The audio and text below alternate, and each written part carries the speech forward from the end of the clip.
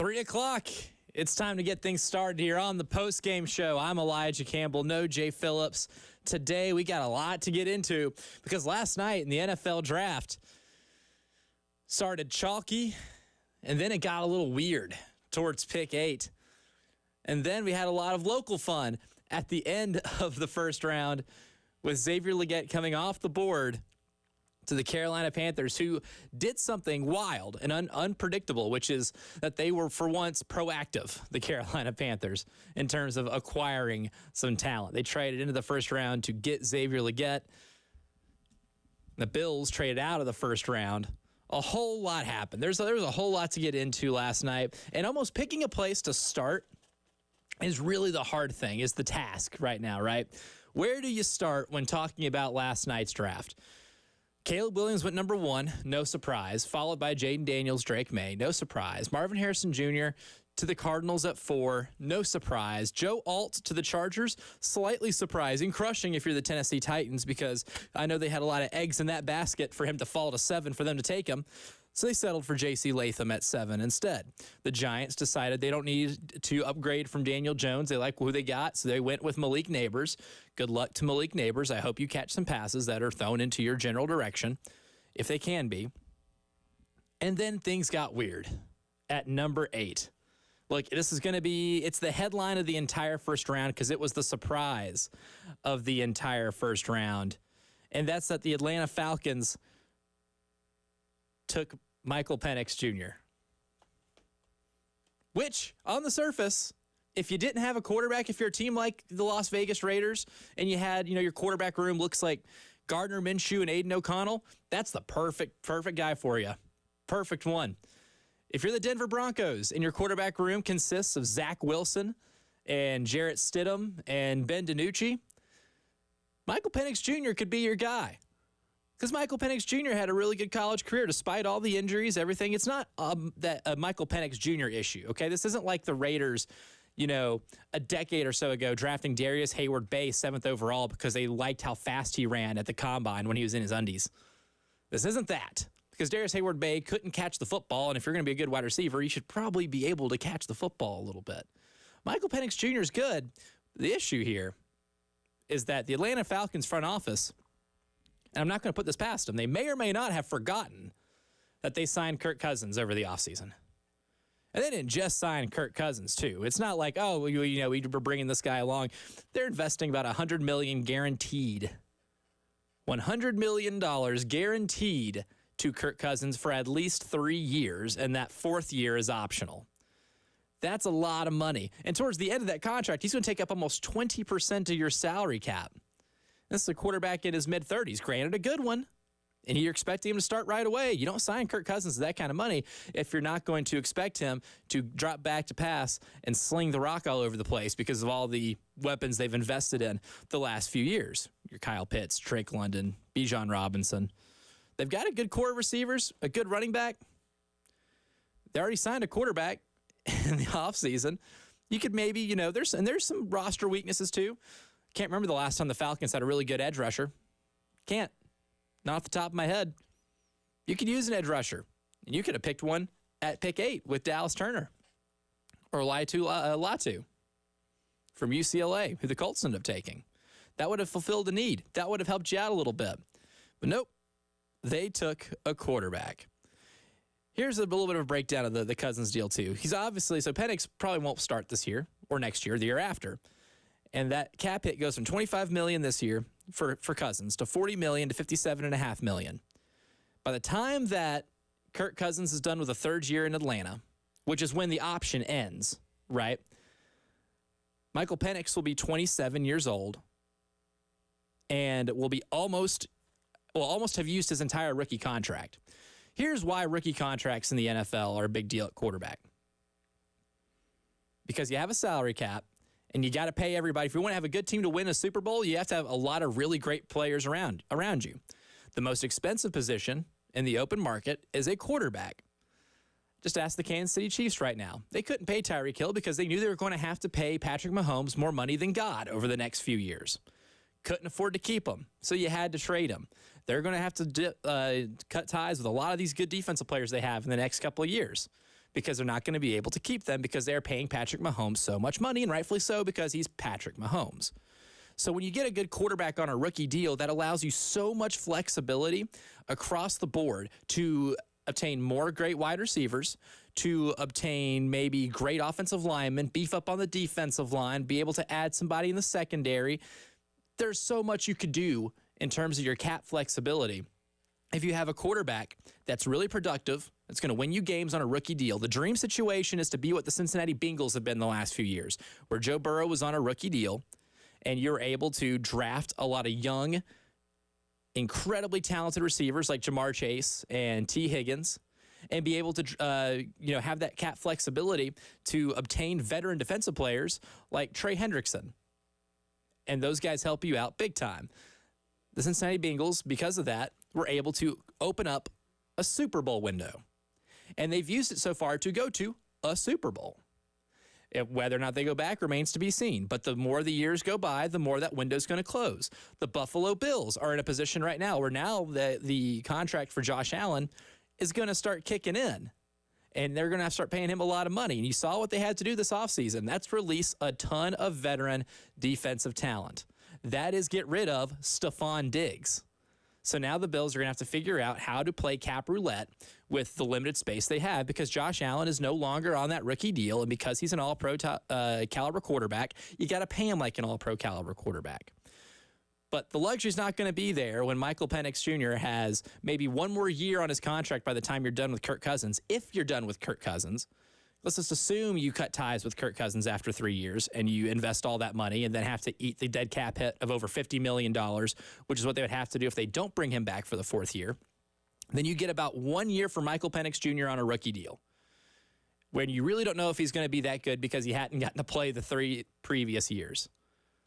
I don't know if the Atlanta Falcons thought they could. I don't know if they thought you could play 2 quarterbacks at once or have 2 guys under center at once, but you can't. And they took Michael Penix Jr., and there is no way to explain that away. I'm never going to understand this. Dan Orlovsky on First Take or Get Up, whichever show on ESPN it was, said he didn't understand it at first, but then he went to bed and woke up and he started to understand it because it's the successor, right? But that totally ignores the fact that rookie contract's going to run out. And even if he didn't produce that much, you're going to have to pay him more than that rookie contract was. You're already paying over $100 million guaranteed to Kirk bleeping Cousins. So now there's 2 things that can happen.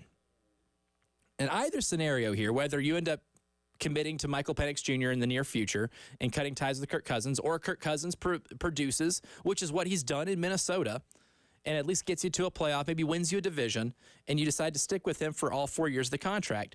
Either scenario, you're messing something up. You're either wasting Michael Penix's career in his rookie deal, or he's playing earlier because Kirk Cousins flops, and you put yourself in salary cap hell because you have to pay Kirk Cousins all that money. And the logic of, we'll be too good to draft a quarterback this early ever again, which is what Terry Fontenot explained to reporters after they drafted Michael Penix Jr., is flawed. It's flawed because, look, if you're a team that last year went, 13-4, or, won a division, hosted a playoff game, went to the NFC divisional game or the NFC championship game, if you're a team like where the Detroit Lions were even in that situation, maybe that makes sense. Because you have proven you can get to that point, and you feel confident that you can get to that point again. But what about the Atlanta Falcons in the last 3 or 4 years has said we are going to be in the playoffs and we're going to be drafting outside the top 20 every year? The answer is absolutely nothing. They were 7-10 last year. And now you have a new quarterback who's coming off an Achilles tear, a new head coach who didn't necessarily become Vince Lombardi in his last stop. I think he'll be better in this stop. I think Raheem Morris now is a more seasoned, experienced, better coach than Raheem Morris was in his first head coaching stint. But nonetheless, new coach, new quarterback coming off an Achilles injury, and a handicapping salary cap with Kirk Cousins, or a contract with Kirk Cousins that's going to handicap you with the salary cap. I don't foresee them being that successful that long. there's some things that they need help on. The defense needs help. You need edge rushers. You need edge rushers to win in this league. You need somebody to be able to take the pressure off of your offense and take the pressure off of Kirk Cousins. And they just didn't do it. Didn't do it. They didn't address the need they have right now. Maybe you get somebody who can help you out a lot, but I don't think you're getting a Dallas Turner in the second round. This isn't a great edge rushing class in terms of depth, but the top of it's fine. Anybody that watched SEC football saw exactly how valuable Dallas Turner's been to this Alabama defense the last 2 years. That could help you right now. Michael Penix Jr. might help you in 4 years. And for a team that's supposedly in this position to make the playoffs, like they feel confident enough that they're going to do, to not be drafting in the top 10 or top 15 or top 20 for the foreseeable future, it's some pretty unwarranted confidence. Some very unwarranted confidence. And it was the most questionable decision of the night. We'll get into a lot of that, a whole lot more. Langston Moore is going to join us here, 3:15 to 3:45, going to give us his takes on the first round, everything that happened last night, and maybe some discussion moving forward. Obviously, Spencer Rattler wasn't taken in the first round. That's expected. Do we hear his name tonight? There's a lot of thoughts. I believe we do, but we'll get into that as the show moves on. Yesterday, before we went off air, though, I did make a few predictions about what I thought might happen, or I felt good about happening in the first round of the draft last night. Obviously, the first one, we won't know until at least the end of this football season, which is unsatisfying, but I've got it marked in this notebook. We've got the audio marked. I can revisit this later, but I do believe, truly, that Notre Dame offensive tackle Joe Alt will be the first player drafted from last night who is going to make an all-pro team. He was drafted by the Chargers at 5. That is a very large man who's got very good mobility and is really good at moving other large human beings. I think he's going to fit perfectly in Jim Harbaugh's system. I feel even better about that one now after last night because he's going to be on the other side of Rashawn Slater. I think the Chargers offense is going to have a serious uptick just because of his presence, because they're going to be able to run the ball at will. Justin Herbert's going to be protected a whole lot better on that side of the line. I think Joe Alt's going to be an all-pro probably as soon as this year or next year. Secondly, I said one team will trade into the top 10 to snag J.J. McCarthy, and that team would be the Minnesota Vikings. And, buddy, that almost didn't happen. They traded into number 10 to select J.J. McCarthy. Is it a great pick? I don't know. I know I don't know is not a satisfactory answer when it comes to sports talk radio and making predictions. But, look, we don't know exactly what J.J. McCarthy is or how he can actually project because he wasn't asked to win you a ton of games at Michigan. You had a great offensive line, elite offensive line with an elite running game. You weren't asked to do a ton. He made some big boy throws. He made some NFL throws.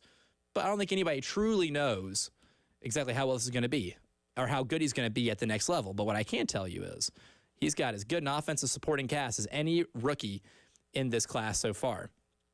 Number 3, I said we will see exactly 6 wide receivers in the first round. Lost that one at the buzzer, 7.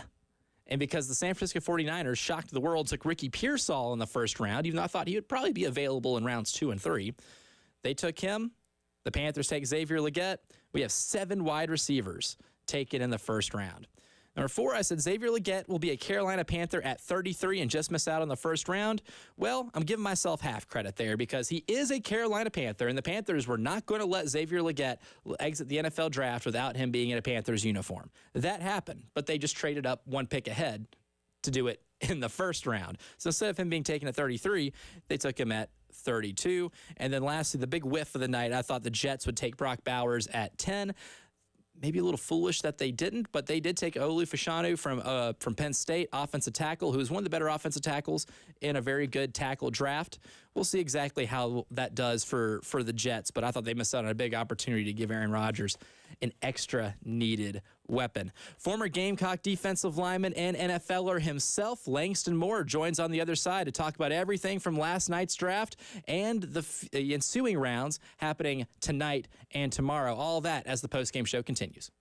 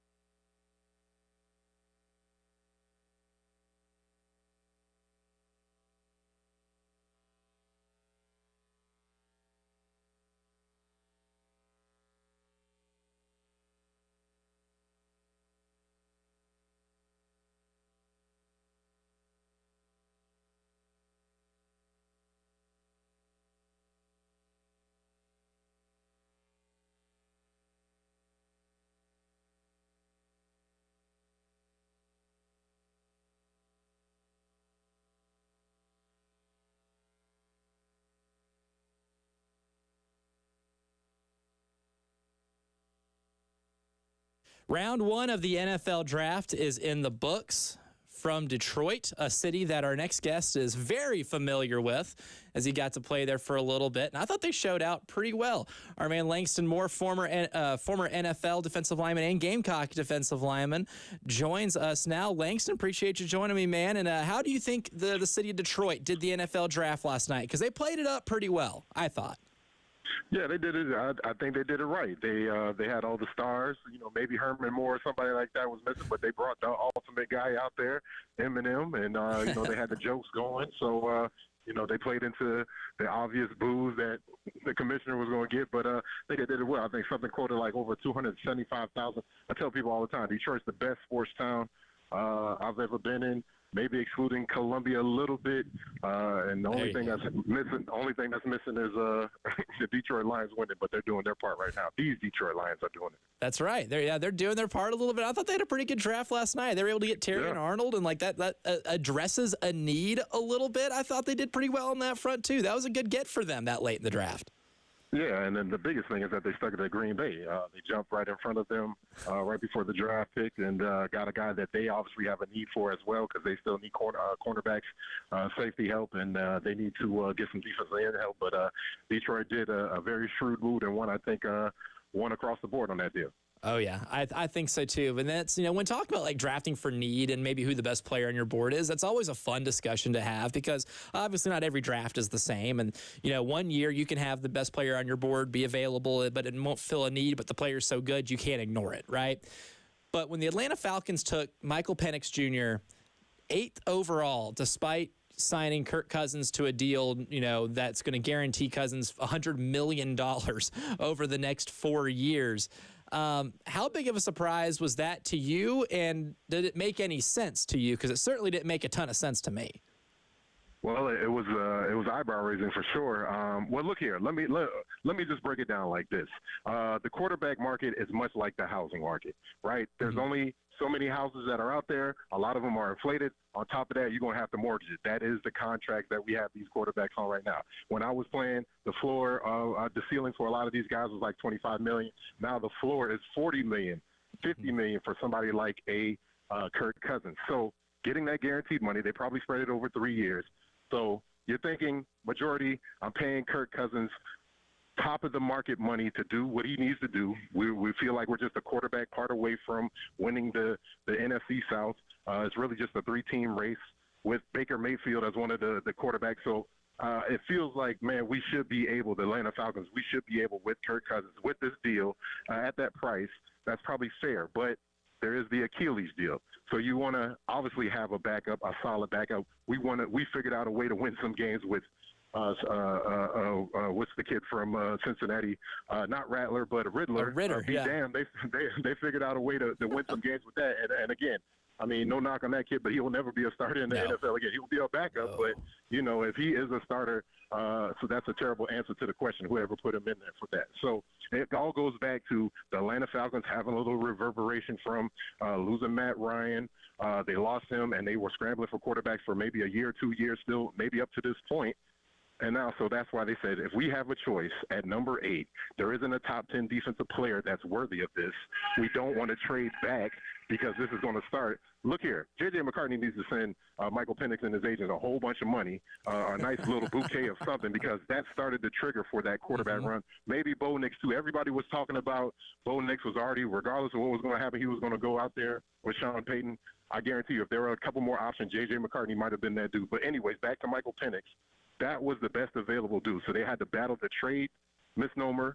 I understand the Kirk Cousins, but that also answers the question. That gives us a solid backup. And Raheem Morris, he's a phenomenal pick for a head coach. He's been groomed for years to be a defensive guy. He's been on the offensive side. Plus, he spent years out there with an offensive mastermind out there with Sean McVay and the Rams. And so seeing the offense, seeing all those different things right there is one of those deals where he understands the value of a quarterback.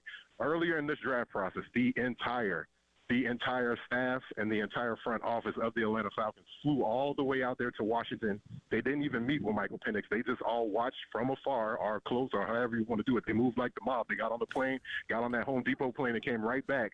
But that spoke volumes about what they thought about the quarterback. And it's one of those deals. You don't want to overreach for a defensive end because they've done that in the past. The kid from Clemson, he was a phenomenal star, but he really hasn't done anything. I think Minicom said it best. They haven't had a pass rusher since John Abraham, but there was nobody like that in the draft at that point at 8. So I think they did the right thing.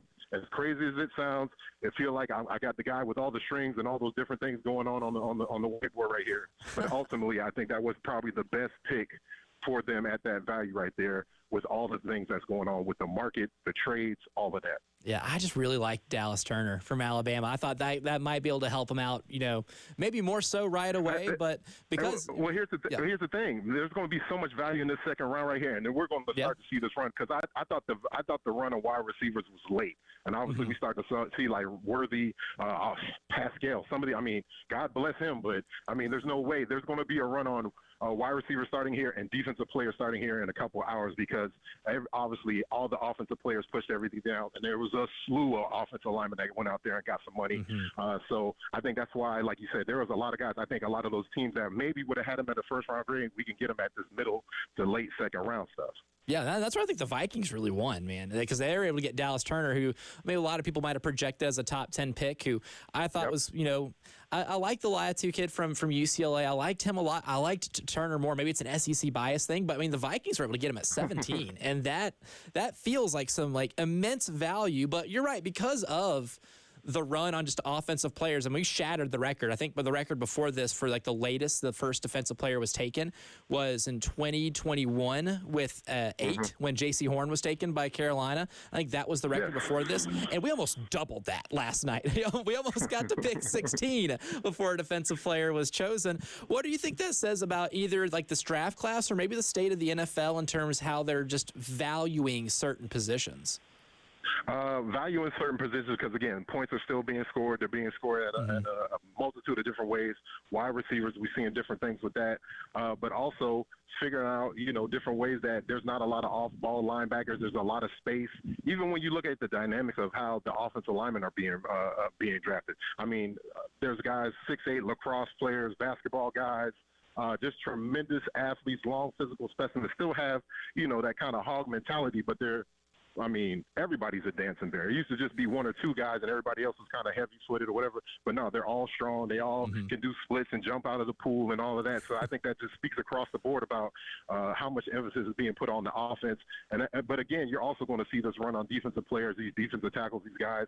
Just like Latu. Latu is a guy who is an edge guy, but also will do a whole bunch of Melvin-esque type of things. Not maybe that might be a little bit too far, but he'll be able to bob back and forth between 3 technique outside and getting into a good fit defensively. He's going to be a great player for that. But it's few and far in between for guys that warrant those high picks, because that's the other thing.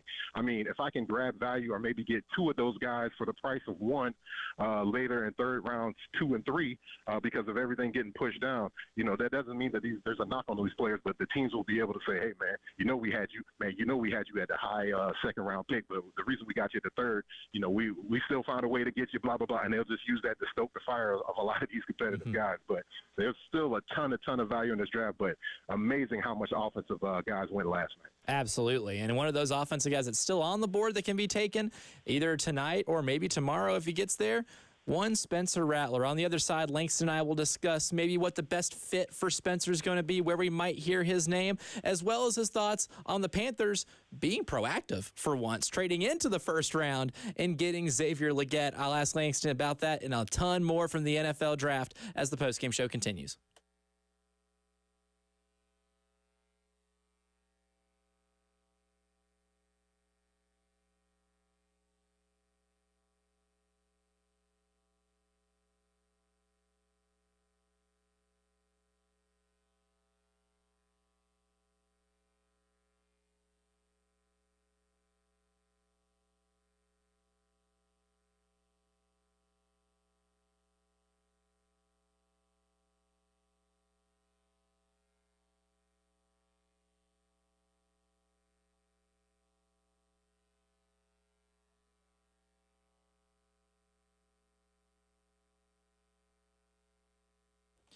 talking a lot of draft, but there's a lot of action tonight and this weekend in the basketball playoffs, hockey playoffs too. There's a lot of good stuff. You can get in on all this action here with our friends over at Prize Picks. It's America's #1 fantasy sports app. It's my favorite fantasy sports app. Look, you can win up to 100 times your money with as little as 4 correct picks. All you got to do is pick more or less on 2 to 6 player stat projections and just watch the winnings roll in. Get in on the action, and he offers injury insurance as well. So if you took, Joel Embiid more than 28.5 or 30.5 points and he gets hurt and doesn't play in the second half, it's not a loss for you. But you didn't have to worry about that last night because you would have shattered the more option on that one and would have won you some money. I'm going to have to start following suit and doing that as well because he's playing really good lately. All you got to do is just download the app today. Use promo code 1075GAME for a first deposit match up to $100. That's promo code 1075GAME on Prize Picks. Pick more, pick less. It's that easy.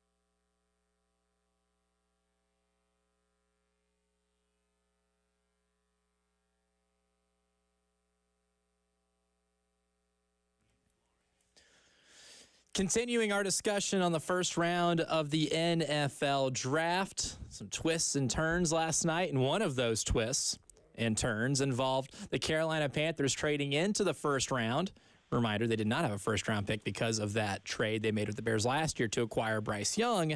They traded into the first round, and with the last pick of the first round, the Carolina Panthers selected Xavier Legette. Now, see, Roger Goodell, was it that hard to pronounce his name correctly? They took Xavier Legette, and now X stays in the Carolinas and gets to stay a little closer to home. Langston Moore is on the line with us right now, former Gamecock defensive lineman and NFLer himself. Langston, what was your first thoughts to seeing Carolina not only A, be proactive to get a pick in the first round, but B, to do it and get a receiver like Xavier Legette? Obviously, we were really familiar with him here, but a pretty solid win for both parties, for the Panthers to get a receiver that they really wanted, and for Xavier Legette to get that bonus on being picked in the first round. For sure, and got Bryce Young some help, and that's the biggest thing.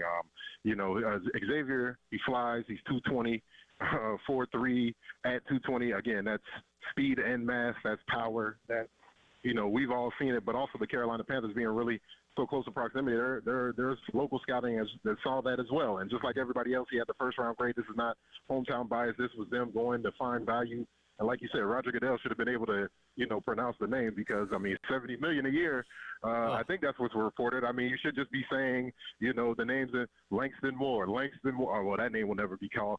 Xavier Legette. Xavier, again, he should have been doing that. But no, it's a great pull for them, and I think it was one of the deals where they wanted to get a run, and that's why I think Pascal was a kind of a reach for our guys who picked right behind them, the 49ers. And again, I know they wanted some slot help, but there's tons of value. Ladd McConkey might be on a little bit of the small side, so that's why they wouldn't want to do that there. But Xavier Legette, good for him. I was hoping he might have went to maybe the Ravens. I felt like the Kansas City Chiefs reached a little bit at the other Xavier, but obviously just think of screens galore. You thought you saw a whole lot last year with those guys, with the wide receiver who just got in trouble from SMU. You're going to see a litany of screens till he figures out he can catch. Because, again, Xavier, the kid from Texas, he can fly, but, again, you might want to, just look at a little bit of Troy Williamson tape. And I love Troy Williamson, but that was one of the biggest knocks is, you can fly, but can we catch you the ball? Is it, necessary roughness out there? Or was my guy out there just beating himself up with the hand? So they'll do that with them, but extremely happy for Xavier Legette. He's going to be asked to do a whole lot out there, but that's, what those big old shoulders are for and all the development's for, and I'm happy for him. I'm glad I'm not alone on that take of the Chiefs, getting Xavier Worthy being, I don't want to say it's a bad pick, because it's not. You get a guy with explosive speed. Andy Reid loves those type of guys, and if there's an offensive mind in the NFL who's going to be able to get you the ball in space regardless of how good your hands are, I guess it is Andy Reid. But when the pick was made, I remember being asked if I thought it was a good pick or not, and I was like, well, I don't know, because I don't think he was even the best receiver on his own college team, because I thought Donnie Mitchell was the better receiver, and I thought that would have worked out perfectly in that situation. And I was really surprised to see him not taken in the first round. Yeah, and again, just more value. Keon Coleman getting pushed down to the second round. So another guy who is probably going to be ready day one, because they all physically, like you said, Mitchell was the one, for my eyes, more consistent and the one that showed up and made a lot of plays. Of course, Xavier Worthy had the splashes, but, Mitchell ran that 4.34 right behind our boy right there. And so that says a lot about the competitiveness and how good he is. Just a lot of real value in this year's draft, especially in the top rounds for guys you can plug and play and put in there right now. So really exciting for a lot of these guys. But glad Xavier Legette, somebody reached for him, and it always feels great to, one, be wanted, but also for somebody to kind of move a lot of things to make that happen, especially with the Panthers, with the caveat that they hadn't had any. They traded away all those draft picks before. So they really spoke about how much need and how much value they felt Xavier Legette is going to give them. Yeah, and last thing on Xavier Legette, too, I saw a lot of people comparing him to, like, DK Metcalf or A.J. Brown, and I could see a little A.J. Brown in his game, just the way he runs, with the ball in his hands, the way he is in space. Maybe not as tall as A.J. Brown is, but look, I know the Panthers have a lot of questions on that offense in regards to protection, in regards to, other weapons outside of them, because, the receiver is going to be lined up on the other end of the line of scrimmage is like a mid-30s Adam Thielen. So those are fair questions, but how immediate do you think this impact can be for Xavier to be to at least be able to be a legitimate number one option on this team? It has to be immediate because, again, like you said, there were a lot of different needs and a lot of ways they could win, but they moved a lot to make sure that pick happened. Because, again, he is a guy that you can put out there at the X. X can be the X where he lines out as wide as the widest, has their best number one corner, J.C. Horn right in front of him during practice. Let's go. And he can take off and he can compete for those balls. And I think that's one of the biggest comparisons you see everybody make is, yeah, the size is there, maybe not the elite height, but 6'1" is very, very tall. And the jumping ability, he jumped 40, I think almost 40, 41 for the deal at the combine. So he can go and go get those balls, but the contention, how he goes up there and tries to, compete with the defensive backs to get those one-on-one 50-50 balls, you always want to make it kind of 75-25 when it goes against an elite guy like that. And, again, there's a lot of different things out there, but that's what you're hoping Xavier Legette can exhibit some of the things that we saw, especially like in that Mississippi State game. We got one or two steps on the guy and he was gone. Yeah. Oh, that was. I want to say that one they took to the house that was like a 70-yarder was the fastest anyone was clocked in college or pro on a play this year. So they could get close to 23 miles an hour, and I believe it because seeing that in person, I had to blink twice to make sure that I'm seeing things correctly, kind of snap into it. So insane athleticism there. But the guy who threw him the ball on said play, Spencer Rattler, still not selected yet. Mel Kiper has him as the number one quarterback remaining in the draft, and I think by a pretty large margin, too. I liked Michael Pratt from Tulane. Don't get me wrong. Keaton Slovis was all right at Southern Cal and BYU, but clearly the best quarterback remaining is Spencer Rattler. We got a couple of rounds going tonight. Well, where do you think might be the best fit for someone like Spencer if these teams might not be sold on him being a starter right away? But where do you think might be the best fit, I guess, for Spencer? Like I said, I thought the Denver Broncos were going to be one, but they've already checked that box off with Bo Nix. I also thought the New York Giants, but again, it feels like with them taking Malik Neighbors, and they're probably going to make a run to do a couple more things to help Daniel Jones out there. It feels like they're going to, you can't rock his confidence. So even if it was going to be Daniel Jones' competition, you still got the leg up on somebody like a Spencer Rattler, where he took him maybe in the second round, early third.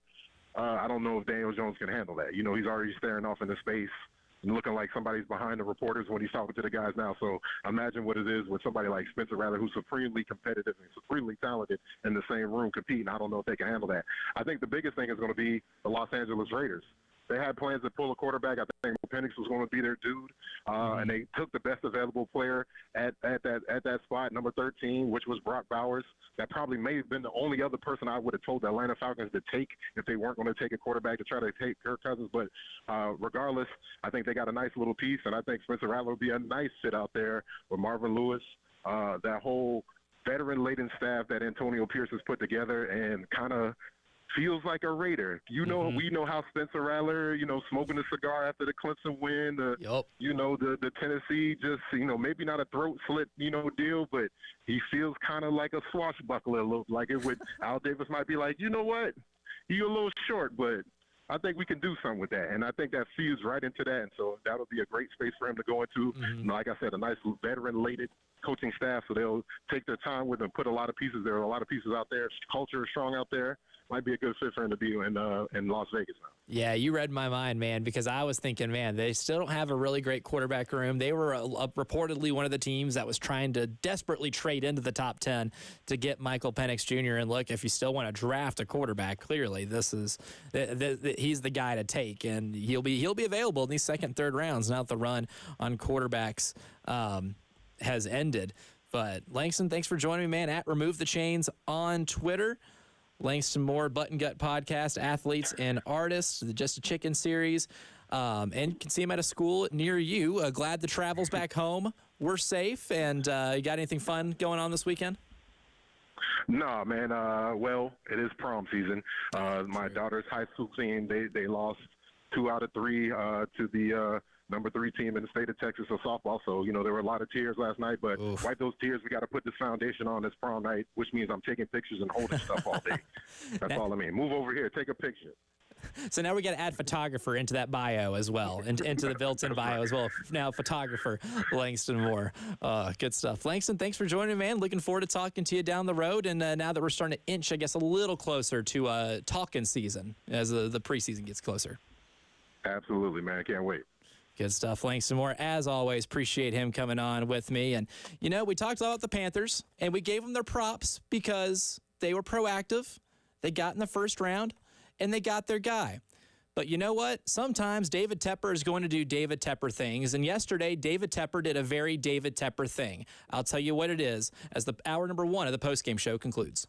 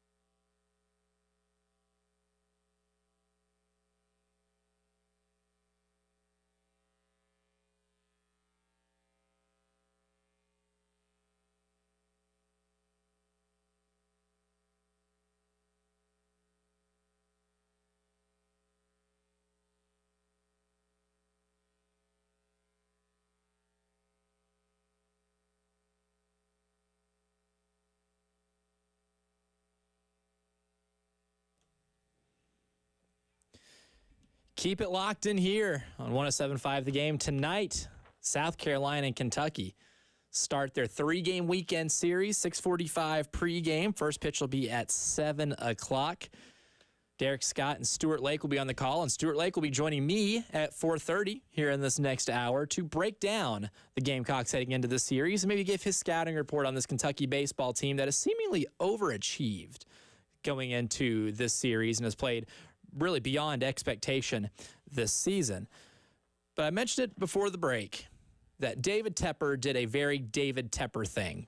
And look, in sports, we have we don't have a lot of shared villains, right? Like if I, as an NFL fan and New Orleans Saints fan, I naturally grew up not liking the Atlanta Falcons. That was the team I didn't like. That was my villain, right? Atlanta Falcons feel the same way about the New Orleans Saints. If you're a South Carolina Gamecock football fan, you're going to feel the same way about Clemson. You don't have shared enemies here, right? But I think everybody has a shared villain when it comes to David Tepper, even when it comes to Panther fans, not just because of the guy's demeanor, because of a lot of the public outbursts, the embarrassment of throwing a drink on a fan in Jacksonville after a loss to the Jaguars late last season, but they're not very thrilled with the result that's been put on the field and the just over-eagerness to want to fire somebody at the drop of a hat. Didn't let Frank Reich get close to ending his first season in Carolina before firing him. He's a very easy person to villainize, and it's a lot of it his own doing. Almost all of it really is his own doing. But last night, at a grill in a Charlotte area restaurant, the Dilworth Neighborhood Grill, they had a sign out front that read, "Please let the coach and GM pick this year." That's all it said. Because obviously, or for those who know, David Tepper reportedly was the one that was very in on Bryce Young. Reportedly, some of the people in the building that were usually make the football decisions were seriously considering C.J. Stroud. Well, they draft Bryce Young, trade up to get him, and then they have the atrocious season that they had this past year.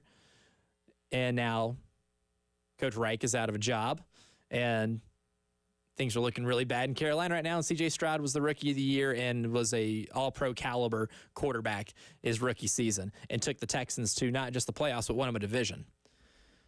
Someone put that sign out there in the front. It's funny, A+, creative, to the point. Well, David Tepper was offended by it. And David Tepper went inside the restaurant to confront management and employees about said sign. If you haven't seen this video, the surveillance footage has been publicly released, and we tweeted it out on our video or our Twitter feed at 1075 The Game. And look, for 90% of it, it seems harmless. If you didn't know the context, you wouldn't know much about it. But there is some odd behavior here too, where David Tepper's talking to somebody that looks like at the host stand and just takes his hat off and lays it down in front of him. I would love to hear the audio of this, but it does seem a little rude. Look, I know we all come from different places. We all have different backgrounds. But if I went to somebody where I'm from and I took somebody's hat off in a confrontation, they might smack my face off. It's not going to go very well. That's not how you treat strangers. I don't know if he was making a joking gesture. Either way, it seemed a little belittling. And given David Tepper's history with other fans, specifically ones in Jacksonville, who he gave them an unwarranted bathing of alcohol, then he doesn't really get the benefit of the doubt here. It's one of those things, you don't have to go inside, man. You don't have to go inside. Usually I'm not in the position to give people who are as successful as David Tepper is advice, and I'm sure he's not going to want it or need it. Well, he needs it. He's not going to want it. It's, buddy, you make way too much money to care what the Dilworth Neighborhood Grill puts on a sign in front of their restaurant. You make way too much money. You're worth, monetarily, way too much money to care what anybody says on Twitter, Facebook, Instagram, MySpace, the sign in front of the Dilworth Neighborhood Grill. You name it. Anywhere. It doesn't matter. Does not matter. Anywhere. You name it. You make way too much money to be that concerned, to be that offended over something that minuscule. All they said was, please let the coach and GM pick this year. You don't have to go inside and confront anybody about it. You own the team. Laugh it off. You make way too much money to care about that. But I guarantee you he's going to lose sleep over that. And look, this is one of those things, too. If you're successful on the field and the fan base is happy and everybody was thrilled with the job you've been doing and someone speaking out of pocket, that's one thing. But most people believe the report of you pressuring the front office to take Bryce Young and to trade up to get Bryce Young. I believe it. And the way you acted last year whenever you weren't winning any football games kind of helps prove that a little bit. You make way too much money, and you're way too powerful of a human being to have that thin skin.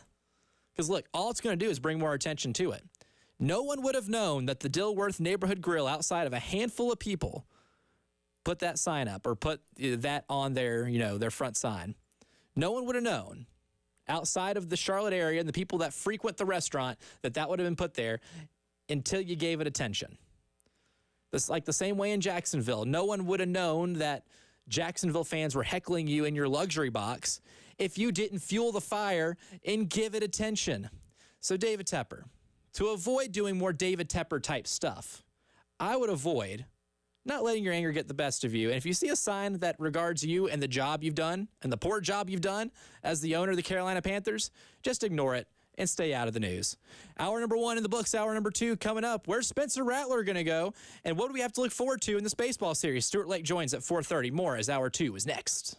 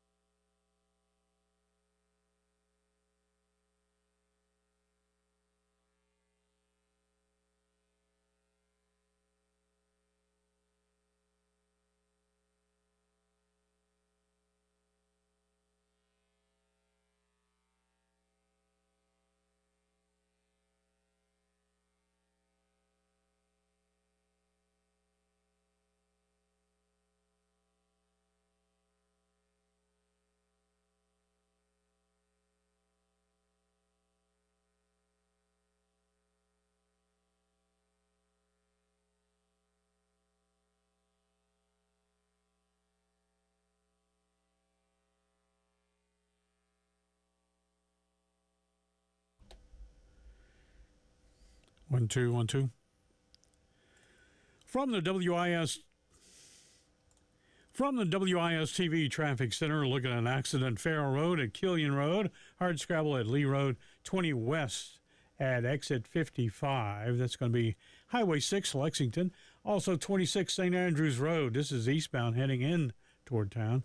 And Longtown Road at Clemson Road. This is Captain Dave, WIS TV Traffic Center.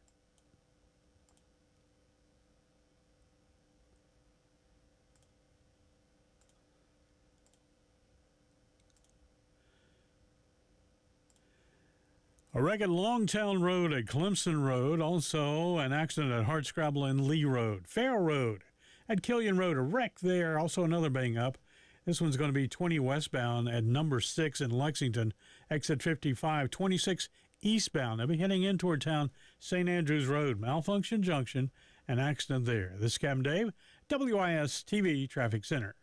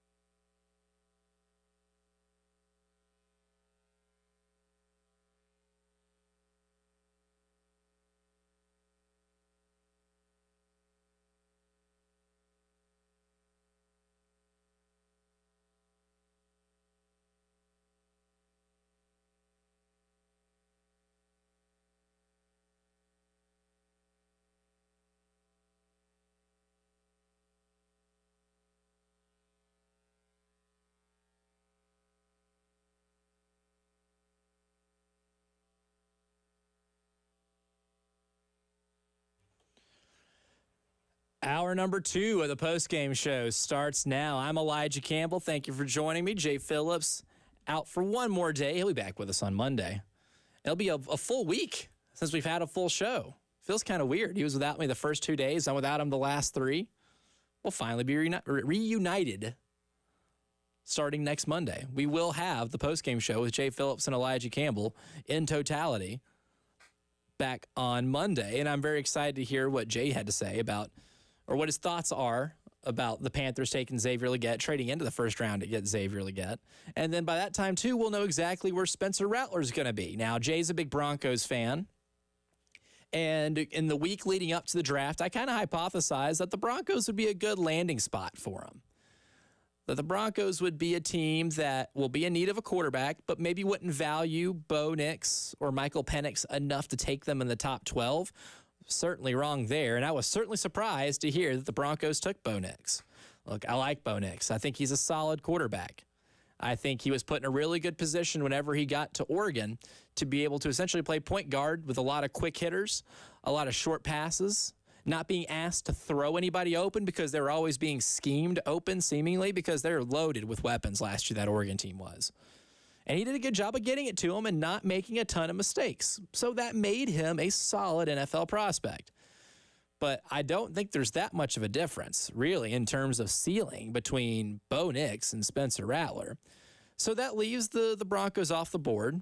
The 6 teams that took quarterbacks last night, obviously the Bears, the Commanders, the Patriots, took the top 3. And then the Falcons, Vikings, and Broncos now out of the quarterback market, unless someone wants to pull, a 2012 Washington and take a Kirk Cousins in the second round after taking Robert Griffin III 2 overall. I don't foresee that happening, but there are significantly fewer teams now in the quarterback market going into tonight than there were going into last night. So that leads the question, who will be the best fit, or where are we going to end up seeing Spencer Rattler? And I think Langston hit it on the head, too, because I think that's where I was going to go with this, was the Las Vegas Raiders seemingly are the best fit. Look, you look down at all the teams in the NFL, most teams have their quarterback situation at least somewhat figured out. Like, there's going to be battles going into camp, sure. Like, there'll be a legitimate competition between someone like Zach Wilson and Bo Nix in training camp next year for the Denver Broncos. Realistically, right? There are a couple of teams where I guess most teams know exactly who's going to be starting. You'll technically have maybe a competition on paper for the Minnesota Vikings. J.J. McCarthy's going to be the presumed starter. Jacoby Brissett's in New England, but Drake May's going to be the presumed starter. You don't draft somebody number 3 to not start them. If they don't start right away, it's going to raise some questions about exactly, A, how pro-ready is he, and B, if he's really that good. But the only team that I'm looking at right now where whoever wins the hypothetical quarterback battle, if it were to be played today, no matter who wins it, you're still going to have a question mark at quarterback. That's the Las Vegas Raiders. There's still a need there. And with Aiden O'Connell and Gardner Minshew, they're decent quarterbacks. Gardner Minshew is going to be go down as one of the more reliable backup quarterbacks in the history of the NFL. Will never be a guy you want to start for the entire season. But if you have somebody go down, he's going to be suitable and good enough to be able to win you football games. Look, the Indianapolis Colts lost Anthony Richardson, 3-4 games into the season last year, and Gardner Minshew almost messed around and took him into the playoffs. That's the kind of quarterback he is. He's not one you're going to want to hitch your wagon to long term. And some people think that way, maybe about Spencer Rattler, that he could be that his ceiling is that, right? He's had some up and downs in his career, but as of right now, if you're in the market for a quarterback, even so slightly, even just as to push a veteran quarterback in training camp, your options are going to be really limited. Cut 17 here, Dave. Mel Kiper Jr. spoke last night and after the first round ended on the best quarterback options available at all going into the rest of the draft. Well, we had one and Bo Nix go way up there. I had him at 31 on my board. Okay, so he went, at 12, right? I had him at 31. I have Spencer Rattler at 99. That's what I said when those quarterbacks flew off. They said somebody's going to look at Nix. They have to now. Even the Raiders at 13 didn't see a quarterback there. They were shocked, I'm sure, that didn't happen, that happened that way. And here's Rattler at 99. Well, somebody like Dallas. Well, the Giants. I just said, hey, they were going to look at a quarterback. Maybe the Giants, maybe the Cowboys, right? Look at a quarterback. Somebody like that was thinking quarterback maybe, in the mix in the third round area may look at Spencer Rattler. I think third round is the earliest I would think about it. Some think second round, Scott, but I do think he will be the next quarterback off the board prior to Saturday. And he thinks it's going to happen tonight. And I do too. And look, there's not, like I mentioned earlier, there's not a lot of teams now desperate for quarterbacks, because if you were that desperate for a quarterback, you would have had to have traded into the top 12 last night to be able to get your guy. And I think it's more of a fact, not that the Raiders weren't desperate for a quarterback. The reports are out that they tried to trade into the top 10 to get Michael Penix Jr. So the effort for them is obviously there, right? They really need another QB. They don't want to go into training camp with Aiden O'Connell and Gardner Minshew battling it out to see who's going to be the starter in a division that already has Patrick Mahomes, Justin Herbert, and now a rookie quarterback in Bo Nix. You can combat that with a rookie quarterback of your own. The Raiders feel like the best team possible, and they have a couple of picks remaining. In the second round, they have pick 44 overall, and in the third, they have 77. And I think that 77 spot is where I can definitely see Spencer Rattler being taken tonight. And look, here's the thing. If the Raiders even feel like they have to trade up, because look, there is a gap, a pretty big gap between the best quarterback available right now, which I don't even want to say presumably, it is Spencer Rattler, and Michael Pratt from Tulane. The space between those two is a bleeping canyon, it feels like. There's a large gap between these two. Michael Pratt's a good quarterback. He's a good college quarterback, and he's got good size, so I can understand why the NFL likes him, because he's got the measurables. But you know what? He doesn't have anywhere near the talent or the ceiling that Spencer Rattler has. And right below Michael Pratt, if you go and look at Mel Kiper's best quarterbacks available going into rounds 2 and 3 tonight, Keaton Slovis is right below Michael Pratt. For those who don't remember, Slovis started his career at Southern Cal, ended at BYU. Actually, ended at BYU and then had a nice stop at Pitt in the middle. He was a three-school guy. And he was a three-school guy for a reason. He showed some flashes, some talent, but he couldn't stick anywhere. I don't think that's exactly what some NFL teams are looking for. And then right below him are guys like Joe Milton. And I'd be surprised if Joe Milton gets drafted at all. Someone might, just because they want to take a gamble on the arm. But that's neither here nor there. Spencer Rattler is clearly the best quarterback still available. And that's a position I know the Raiders are going to want to have to address. Unless they have this wild trade in their back pocket to get somebody that they heavily value. But at this point in the game, nobody's going to trade a starting quarterback to you. None. Unless you're maybe the Atlanta Falcons, then you have two guys that you like. You can't play both. But that's not happening either. And look, one thing the Raiders, with them not being able to get a quarterback last night, played their hand a little bit. Because clearly, like Mel Kiper said, he thinks the Raiders were shocked that there wasn't one that's coming to them at 13. I think they were waiting for a QB to come into 13. And because they didn't, they then panic-picked Brock Bowers, which that's not a bad guy to panic pick, because Brock Bowers is the best player in the SEC last year. He was one of the best weapons in all of college football last season. That's a guy that if he stayed healthy would have been a Heisman finalist last season, and rightfully so. Best team on the best player in the best player on the best team in the country. Really, really good. Not a bad fallback plan. But now they have two tight ends that they've invested high draft picks in. So they took Michael Mayer from Notre Dame just last season. And while the two can coexist on this team as, opposite side tight ends, I don't know exactly how much of, 12 personnel and all that they're going to want to run. I don't know. If they plan on it, then sure. Having both those guys is a plus. But if having Brock Bowers now changes your mind on Mayer, they can dangle Mayer out in front of other teams, because, look, this isn't a good tight end draft outside of Bowers at all. It's not very deep. There are not a lot of tight end prospects in this draft that teams are just clamoring for.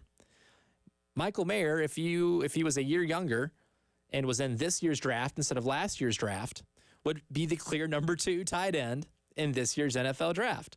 So you can dangle him out there. There are going to be teams that have tight end needs. The New York Jets, who I was really surprised to see them pass up on Brock Bowers in the first round just last night. But you can dangle Mayer out in front of them, and if you feel like you need to go up a little bit here in the draft to be able to get him, you can do that because you have a little bit of capital here.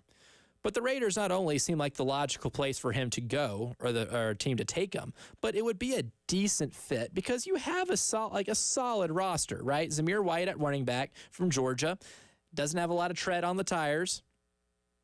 Or he's got a lot of tread on the tires. There's not a lot of mileage on the tires. Really botched that reference there, that analogy. But he hasn't played a ton in the NFL, but he's got a ton of talent. He's got a couple of good years left in him of high production with little to no cost. Davante Adams is still there, and Davante Adams is a hell of a receiver, still to this day. I don't think he's like a top 2 or 3 receiver like he was when he was in Green Bay, but he's still a really productive receiver that, given a competent quarterback, is going to be able to put up really good numbers. And what better way to help out a rookie signal caller than to have a guy on the outside who has done wonders for someone like Aaron Rodgers?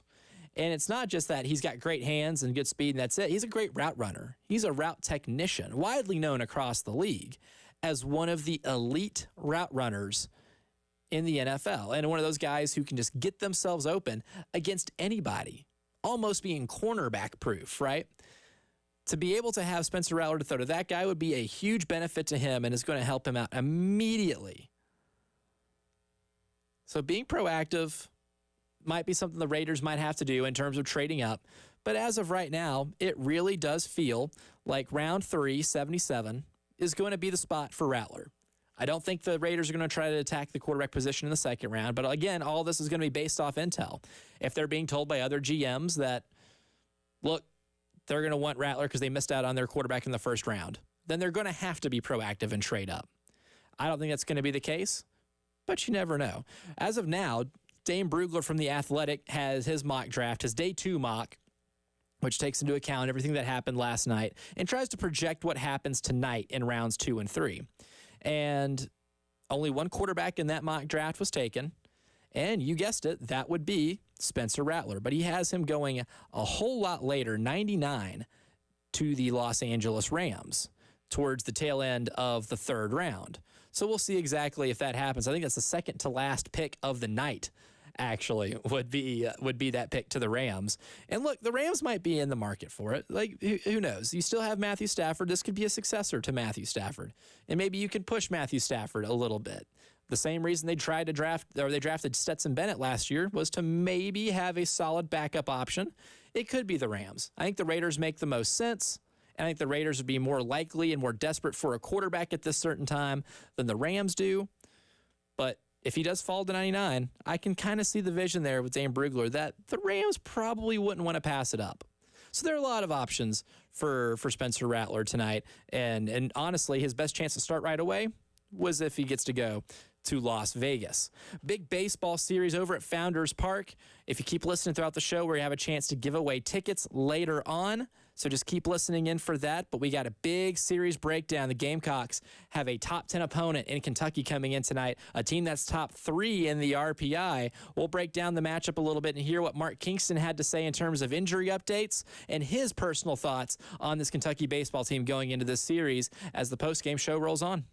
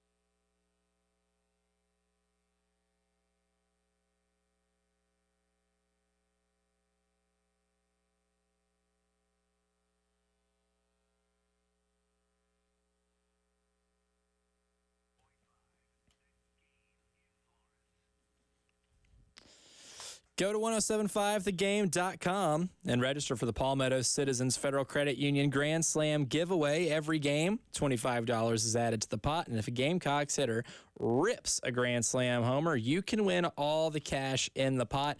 No one's won anything yet this season because we haven't had a Grand Slam yet, which means we got over $1,000 in the pot, right at $1,000. So right now the pot is at $1,000. And look, game tonight. This maybe it could happen. I've been saying it for a while. It's got to happen eventually. You can't go an entire season without a Grand Slam, right? At least I don't think so. So it's a grand. So it's a grand Slam. Oh, wow. Wow, Dave Adair from downtown. That's good. Why I'm here. That's good. That's good. I could see that brewing in your face. I could see you had a zinger ready for that. So it is I want to steal that too. Hope so. There we go. A Grand Slam giveaway. A Grand Slam for a grand. That's what's on the line. And look, you can't win said grand if the Gamecocks were to clear the bases by way of a home run if you don't enter. So just go to 1075thegame.com, use the clicky scrolly thingy on the front page, and you will see where, we got a logo for it and everything. Can't miss it. Fill it out. Enter your name in there, and then they hit a Grand Slam. Who knows? You might win you some money. $1,000 can buy you a lot. Even today, even 2024, where everything's more expensive, this could still get you a lot of good stuff. So, 1075thegame.com. And speaking of that baseball game too, look, this is a big series, and they're only getting bigger and bigger. And we just came off a weekend in which you played the number 2 team in the country, Arkansas, and a team that has, without a doubt, the number 1 pitching staff and bullpen in the country in Arkansas, and you were able to take one of the 3 games. You didn't win the series, but I think what you have now was a more winnable type of series, right? Kentucky, still on paper, top 10 in the country. Still 15-3 in the SEC. Still the best record in the entire conference, and they're top 3 in the RPI. So nationally, you can make a statement by winning this series. There's a lot on the line right now. There's a lot in terms of the SEC standings, because right now you're sitting at 500. And, buddy, if you lose this series, whether it's getting swept or, dropping 2 of 3, you'll fall below 500. That's how math works. You will drop below 500 in SEC play, and it's not getting much easier. Going on the road to Missouri, obviously Mizzou's not a very good team, but they're tougher to play in Como because even good teams have slipped up there this season. And then you still got to play Georgia, who's got arguably the best hitter in the SEC in Charlie Condon, who is just hitting the cover off the ball right now and has turned himself into an elite MLB draft prospect. And then you got Tennessee to end the year on the road in that launching pad, that little baby stadium known as Lindsey Nelson. The ball flies out of there with regularity. And with that team, it flies out there more so than it normally does. So it's not getting any easier. In terms of winnable series, outside of Missouri and Georgia, this might be the most winnable series. Here's why. Kentucky's a really good baseball team. Obviously, you're not top 3 in the country in RPI if you are a bad baseball team. But I think they've punched above their weight class a little bit. I think they've outperformed some expectation. And hitting-wise, they don't overwhelm you, right? But they're good. They're solid. They got several guys hitting well above 300. Nick Lopez is at 386 right now. The guy's almost an automatic ticket to get on base. Ryan Waldschmidt is at 361 right now with an OPS over 1100. He's automatic to get on base. And Ren Nicholson's at 325 right now. He's almost an automatic to get on base, and he's at 12 home runs this year. And they steal a lot of bases. This is a unique team that doesn't really beat themselves because they don't hit for a ton of power. I think that plays into your advantage a little bit. Mark Kingston was asked about this Kentucky offense. Cut to Dave, if you don't mind. He was asked about this Kentucky batting lineup, and here's what he had to say in terms of scouting it. Yeah, I think the first thing that jumps off the page with them is the stolen base, so you have to be ready for the stolen base. They hit for power. They hit close to 300. They score runs at a pretty good clip, so it's just a well-rounded offense. It's a well-rounded team. They pitch well. They're good out of the bullpen. They play good defense. It's just they have a 32-7 record just because I think they're very, very good across the board. Yeah, they are pretty good across the board. Even the things like, look, in terms of the SEC, they're not elite in terms of power because they're 8th in the league in home runs, 7th in total bases. But obviously the SEC is the SEC. So we grade these teams on a little bit of a different curve. But the one thing you mentioned there that does make this team a lot more different than anybody you're going to see this year are the stolen base numbers. They're first in stolen bases. They swiped 81 bags this year. And in modern baseball, that's a lot because the art of the stolen base has significantly been devalued a little bit, now that we've gotten a little further in the 21st century and the age of Moneyball has fully taken its grasp on the entire sport. But they're also first in caught stealing. They've been caught stealing 21 times. And, of course, they have a wide gap margin for being first in the SEC in stolen base attempts. They've attempted 102 stolen bases this year. In second place is Vanderbilt with 85. So it's a big jump. They love to run when they get on the base pass, and they got the horses to do it because obviously you don't want to try to steal bases if you don't have the speed on the base pass to do it. So this is going to be a big series for Cole Messina and Dalton Reeves. Whoever's behind the plate and whoever's DHing, doesn't matter. One of those two will be behind the plate. They're going to have to be able to throw out some runners, and they got to be able to watch for it at all times. You got to have that pop time in top shape. You got to be able to throw out runners in this series and mitigate the effects of Kentucky's offense. Because look, again, they're going to get on base. They're 4th in the league in on-base percentage, so they got no problem getting on base and drawing walks and getting base runners.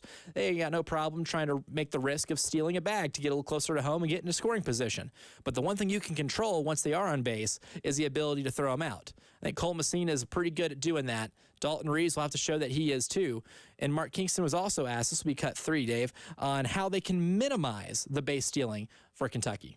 Well, I think there's certain things that you just do in general to try to minimize the stolen base against you, but I think you probably need to have a little bit more heightened awareness. You need to make sure the other team knows that you're going to be aware that that's one of their weapons. And so does that mean we pick off more? Does that mean we're quicker to the plate and use more slide steps? It'll be a little bit of everything, but just know that we are aware of it, and we will be prepared throughout the week, and you hope that you can do a good job of making sure that's not a part of the game that really hurts you.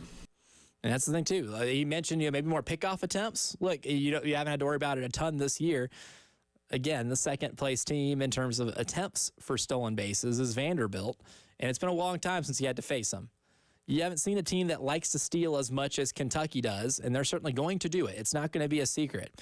But can you keep them honest on the base pass? This is going to be a good test to see how the pickoff moves for your pitchers are.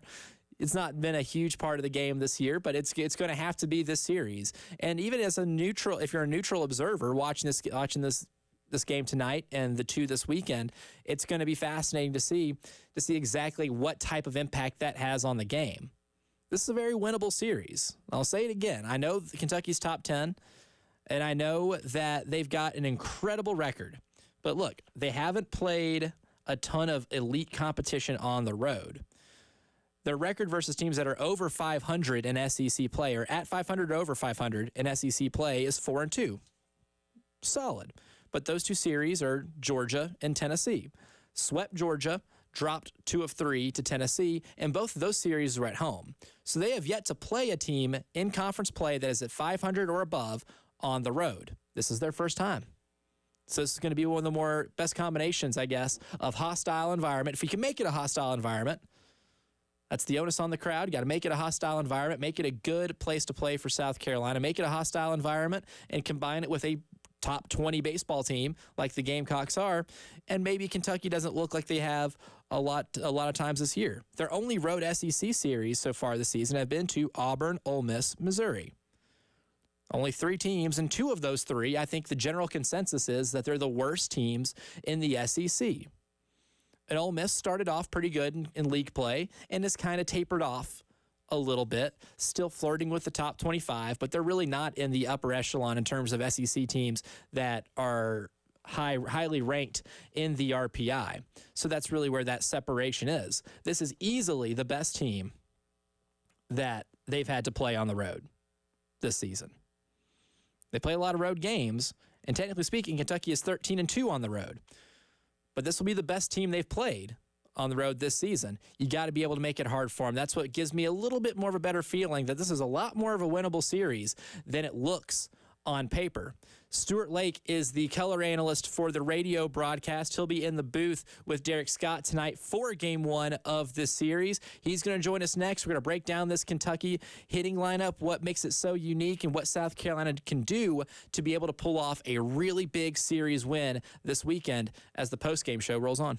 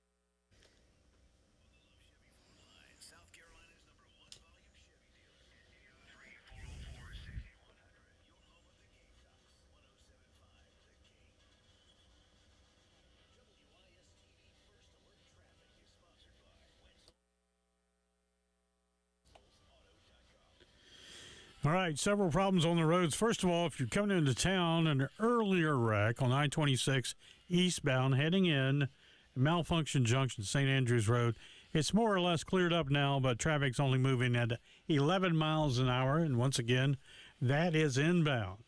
River Drive near Anthony, have an accident there right near Main Street. It's an overturned car.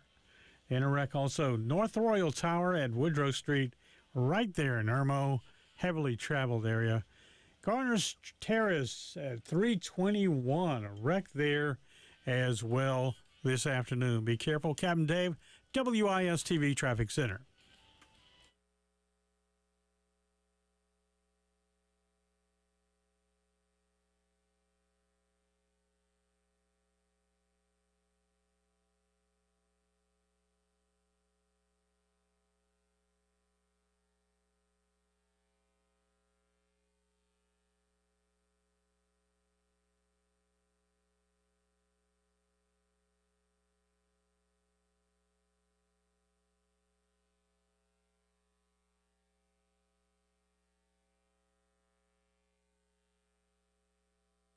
Tonight at 6:45, just 45 minutes after I go off the air here, Derek Scott and Stuart Lake will be bringing you pregame coverage of the first game between South Carolina and Kentucky over at Founders Park. But right now, Stuart joins me to break down this series. Stuart, appreciate you joining me. How are we doing this afternoon? Elijah, doing good, man. Excited to talk about it. I think we're going to have a good one this weekend. I think so, too. And I mentioned in the last segment, I feel like this is, in terms of combination of national relevance, because Kentucky's a nationally relevant team, top three in RPI, 32-7 overall, the best record in SEC play so far. On paper, they look like giants, but at the same time, I feel like they've punched above their weight class a little bit, and they're a unique challenge. But I feel like this is a really winnable series for this Gamecock team. I feel the same way, and I love getting here early on these days just to kind of get a vibe. And, it's a cool time of year anyway because they're all about doing exams. I've been sitting in dugout with Messina and, Lee Croy and those guys that are older. So, they're excited. And, listen to Coach Williams. This is what Gamecock baseball is about. And you get a team coming in here and you get this kind of challenge. I really think our guys are excited for the competition this weekend. I think so, too. And we'll rewind a little bit last weekend because I haven't had a chance to talk to you and to get your thoughts on really last weekend's series. Look, you played what I think is the number one pitching staff in America in terms of combination of the looks you get from their starting rotation and the depth of the bullpen in Arkansas. And you were able to score some runs here and there whenever you're not facing Hagen Smith, who's a monster on his own. But how would you kind of assess how this Gamecock team did against a pitching staff that you're not going to be able to see anywhere else until you see them again, whether it be in SEC tournament play or in the postseason? Well, I think you summed a lot up, and Derek and I were kind of going back and forth on the radio that day, and he said, I just don't know if they've got enough to win the World Series as far as their hitting. I said, I'm not sure if they have enough to win the whole series, but they've got the best pitching we've seen. And I can't imagine a team that will be better set for a regional and then obviously a super regional than Arkansas with that pitching. And our guys handled it. Yes, there were times you get frustrated that you don't get that run home or whatever, but I never felt at any point they were overwhelmed by Arkansas. And I think it helps you when you're now facing a Kentucky team who, from what I see, is not going to be as dominant on the mound, but they've got really good numbers on the mound. And their pitching staff, offensively, different kind of team than Arkansas. So it'll be a challenge in that, but I think you're right. After what we saw last weekend against that Arkansas team where, we were all frustrated. That's Friday night. You're always over when you lose a one-run game on Friday night. But it's a big one to respond to tonight.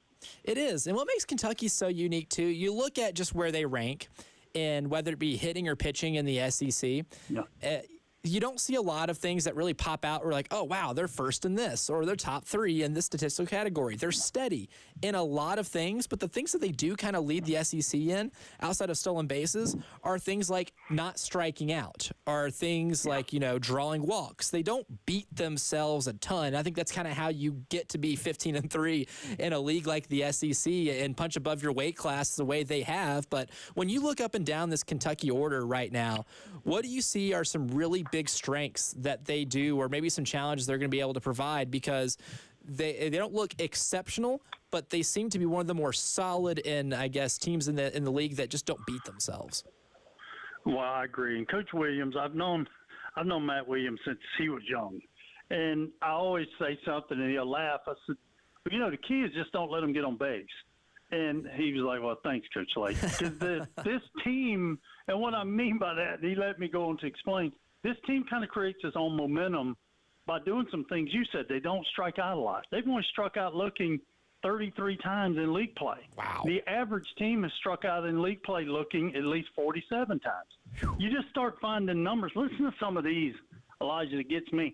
With runners in scoring position, throughout the whole season, they're hitting 329, but in league play, they're hitting 359. I mean, those are numbers that normally go down when you get in league play because of, obviously, the type arms. Their numbers, that's what's impressed me so much. They have 58 two-out RBIs in league play. We have 28. Oh, my God. When I started looking to see were we that bad, they were about 12 ahead of the next team. So they have been I expect a team that's been very clutch is kind of what I'm going to with that. Their overall batting average is 297, but in league play 320. So, I mean, it's just been a team that these numbers are usually not that way. So I get excited every weekend when I get to see a team that I've been watching on TV or looking at on Synergy. But this is a team I kind of want to figure out a little bit. Obviously, 102 stolen base attempts, 81 successful. So, I mean, they're going to come at you on the bases. So, I think they're going to be a unique team compared to A&M and Arkansas, but in their own way, just as successful. Yeah, that's wild how they have elevated their game since coming into SEC play. And look, before the Tennessee series last weekend, the last series that they dropped was to Kennesaw State back in the first week of March. Like that's remarkable to me that they had like the switch. They've been able to just get something together to where they've really done, I guess, one of the best jobs at really playing above their class. It's phenomenal, and I guess that's one of the things that makes this so interesting. And you mentioned a stat earlier, Stuart, about their base stealing prowess. They steal a ton of bases, and they just try more too. You know, I think they have about almost 20 more stolen base attempts than the second place team in the SEC and Vanderbilt. Yeah. They want to run on you. They get on base a lot, and they love to run on said base pass. What makes them dangerous on the base pass, and what makes this a really tough challenge compared to what you'd see with a lot of other SEC teams that maybe don't try to steal as many bags as the Wildcats do? Well, not only do they steal, but you're going to see a lot of fake bunts. So they're trying to distract your catcher a lot of times in the sense that they don't just stand there and let the guy run and you throw. It's going to be a lot of false breaks involved in this offense. So what they try to do, and that's why I went back to what I said, once they get on, they can start their offense. Mm-hmm. Until they get on, there's no false breaking at the plate. You know, there's none of that can go on at the plate. It's really the key I feel tonight, and it'll be the whole series, if we can keep the first runner of the inning from getting on base. Mm-hmm. And that, to me, is always important. But if you can really get that leadoff guy each inning, it's hard to start doing some of this stuff with one out or maybe two out. So I think tonight that's what's going to be so key for Roman Kimball is let's not let them get their offense started by letting them get on base early. Yeah, and you mentioned Roman Kimball, limited to a couple innings last Friday night, but he's got the nod tonight. Eli Jones tomorrow, and then Sunday. If you look at the Gamecock Baseball Twitter page, it is somebody by the name of TBA, and I have a feeling our man TBA won't be the one taking the mound on Sunday. But after another weekend of sample size with Dylan Eskew pitching the last game of the series against Arkansas, where do you kind of see this rotation starting to shape up a little bit? Well, I'd be shocked if it's not Dylan. I mean, honestly, he's a double play last weekend from really rolling. You think about that third inning when they were able to score their runs. We had two chances to get off the field defensively and didn't help him. Mm-hmm. So I know you don't want to announce him in case he can help you maybe on a Friday or Saturday game. But if I were going to say who's going, I think it's got to be Dylan on Sunday. Mm-hmm. I think so too. See, he did pitch really well, and just not a lot of those runs were earned, and that's really the unfortunate thing that when you look back on it, you're going to start kicking yourself over. But with Roman pitching tonight too, I mean, we got to see him, like I said, a limited sample size against Arkansas, but I feel like, Mark's getting a lot of faith in him right now, and it feels like now that he's getting a Friday start for the second straight week, that maybe we're going to start seeing the best of Roman Kimball here in the next few weeks. Well, the one thing from knowing the guys that coached him at P27, knowing the coaches here, you never doubt if Roman Kimball's working hard. And that goes a long way. So you know he's going to be prepared. You know he's giving himself a chance to succeed. And then what impressed me last week before the thumb injury is his fastball was beating a good Arkansas team. This was at the top. They went through that lineup with a ton of fastballs. And if he can set his fastball up for strike, that makes his breaking ball way, way more difficult to hit because when it's on, it's a really good pitch. So I hope tonight, he's feeling good. And it was really more of a humidity issue because I kind of went to Matt the next day because I thought it was a blister. He said, no, it was kind of best summarized as like almost a writer's cramp type feeling. He was gripping the ball so tight because he couldn't get a good grip on the ball last week that it kind of led to a numbness of his thumb, which obviously allowed him not to control his breaking ball. So great weather tonight. I'm excited for him. I think he's going to be a guy that really steps up and makes this Kentucky team earn everything. Yeah, absolutely. I think you're 100% right. That's going to be something to watch for sure. And then Eli is Eli. I feel pretty good about him on Saturday just because he's about as consistent as it gets in this pitching staff. But, Stuart, appreciate you joining me. Big game tonight again. You and Derek are going to be on 6:45, pregame 7 o'clock, first pitch. Should be a fun, winnable series. Looking forward to talking to you again soon, my man. Yep, Elijah. Hope to see you out at the ballpark this weekend. Absolutely. I'll actually be there this weekend. I'll be out there. Excited to be over at Founders tonight and to be able to check out this series because, look, I said it once, I'll say it 1,000 times. This is really winnable, and this is going to look really good on that RPI. It's going to look really good on that resume if you're able to take 2 or 3 or even sweep these guys, and it's all at your disposal, and they can do it. I think they can. I'll discuss who the most important player of the series is going to be as hour number 2 of the postgame show concludes.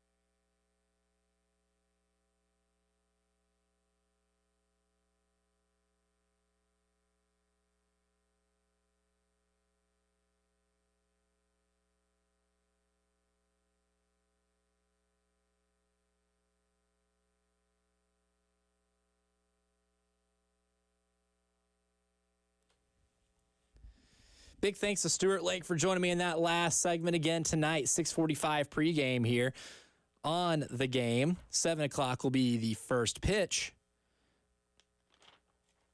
Get all the action here for the weekend series. Got 2 more. And then tomorrow, it's going to be, I believe, a 5:45 pregame, 6 o'clock first pitch. And then Sunday, we'll have a 2:45 p.m. pregame, 3 o'clock first pitch. So those are all your times for the game this weekend. And obviously, massive game. And a couple of players are going to have to really step up. A couple of players I'm going to have my eye on, but there's one player in particular that's going to be thrown into the fire that's going to have to, what I think, be the guy to step up, to play above the expectation. Because as of now, it's not looking likely that you get Will Tippett here in this series. Don't take my word for it. Let's go, because Coach Mark Kingston talked about this just last night. Cut number 1, Dave. This is Coach Mark Kingston talking about the availability and an update on shortstop Will Tippett. Will not be available this weekend. He's in concussion protocol, but he's also nursing a minor knee injury that happened on the exact same play. So he won't be available this weekend, but we're hopeful that it won't be much longer before he's able to play again for us.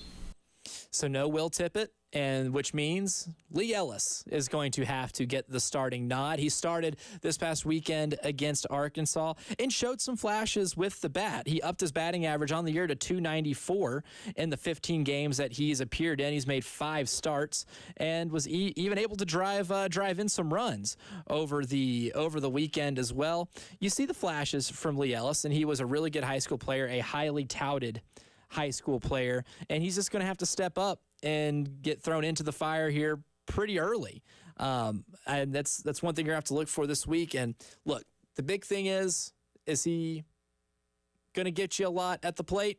We'll see. What he really needs to do is try to bring what Will Tippett did in the field, because look, Will struggled at the plate a lot, but he was playable and he was necessary because he was so good in the field. No one's turned more double plays this year than South Carolina, and a lot of that is because that middle infield of Will Tippett at short and Parker Nolan at second has been an elite combination, and they've been really fun to watch this year. And the one thing that we mentioned that Kentucky does in terms of reeling off batting stats for the Wildcats, we came to the conclusion, and a very reasonable conclusion, that they're going to put the ball in play. They are the second best in the entire league when it comes to not striking out. They are awesome at making you have to field the ball and get them out. They're good at making you earn the out. And when Will Tippett's not in the game, when he's not on the field and you don't have his glove, it's going to be harder for the Gamecocks to earn the outs they get against Kentucky. Lee Ellis is going to have to step up. The ball is going to find him. The ball is absolutely going to find him, because it's not like Kentucky is making a lot of contact on balls that are leaving the yard. They're below average in the SEC in home runs. They're middle of the road in terms of total bases. There's always putting the ball in play, which means he might have a busy day over there at short. And, of course, last night, Coach Kingston was asked about it as well. Cut 9, Dave, if you don't mind. Cut 9. Mark Kingston was asked about Lee Ellis at shortstop and the expectations for Lee. Yeah, I think he gave us a nice spark offensively. He took some very competitive at-bats. He had the 2 doubles, both to right field, but he also had the hit through the 6-hole. So he took some pretty competitive at-bats and sparked our offense. I think we need to get more consistency out of him defensively. And shortstop, outside of catcher, shortstop's the hardest position for a freshman to play at this level. So we just need to continue to see him have confidence, play with confidence, and make all the routine plays. He's going to have to make the routine plays, because here's the thing about Will Tippett. He made the routine plays look routine, and he made even some of the hard plays look routine. He's going to get a lot of action his way in the field. I think that's almost a given, right? Kentucky's going to put the bat on the ball. But the one thing that Lee does is give you something at the bat that maybe Will Tippett wasn't giving you for most of the year until he decided to start hitting just right-handed, because Will got better. Will was a better piece of your lineup whenever he decided to just hit right-handed. The numbers say so, and he's able to bring those overall season totals up just enough. But look, in a series in which you're playing a team that doesn't beat themselves, that's not going to commit a ton of errors themselves, a team that's going to be very active on the base paths, a team that's going to put enough balls in play to where you're going to have to be attentive at every single pitch in this game, and you're going to have to be on whenever you're in the infield. Lee Ellis is going to be one of those players that we're going to be looking at really closely and seeing if his impact, his ability to slide in there for Will Tippett is going to help make the difference in winning a series against a top 3 RPI team in the country, or maybe losing a series against a really good team that you're going to look back on and say that was going to be one of the more winnable series against an elite team that we've played this season.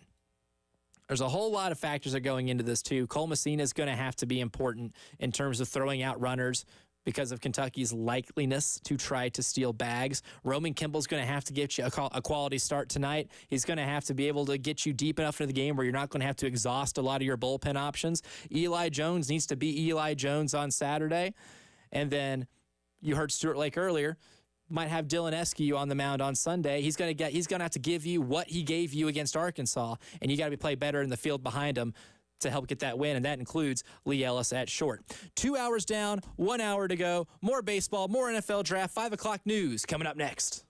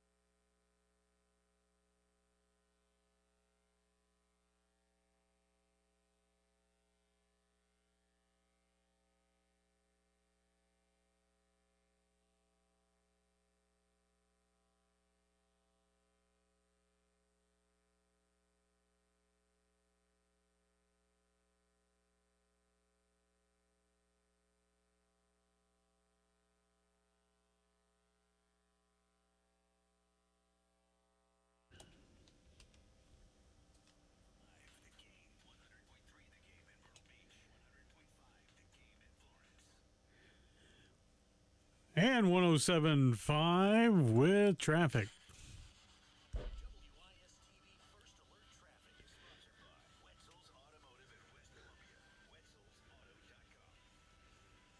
All right, a couple of bad situations. I-26 westbound, Broad River Road, exit 97, the peak exit. You know that's bad. Oh, God. I live out there. Feel sorry for you. Columbia Avenue at I-26. You know where that is. That's in Chapin, too. It's just horrible. Greystone Boulevard at 126. It's actually a little off of that point. It is 2 overturned vehicles about the 300 block, so just slightly before 126. Main Street and River Drive. Another overturned car. Stop it. North Royal Tower at Woodrow and Irmo a wreck, and one at Gardner's Terrace at 321. This is Captain Dave in the WIS-TV Traffic Center.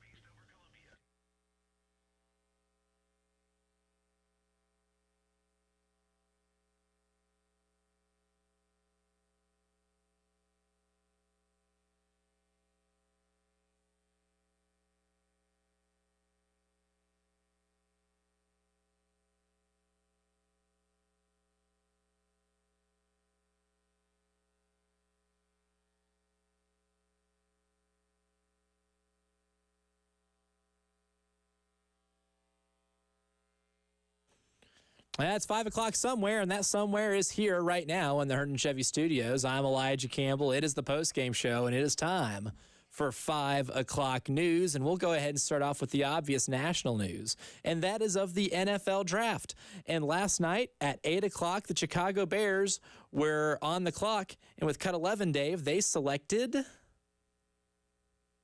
We'll make the selection. With the first pick in the 2024 NFL Draft, the Chicago Bears select Caleb Williams, quarterback, Southern California.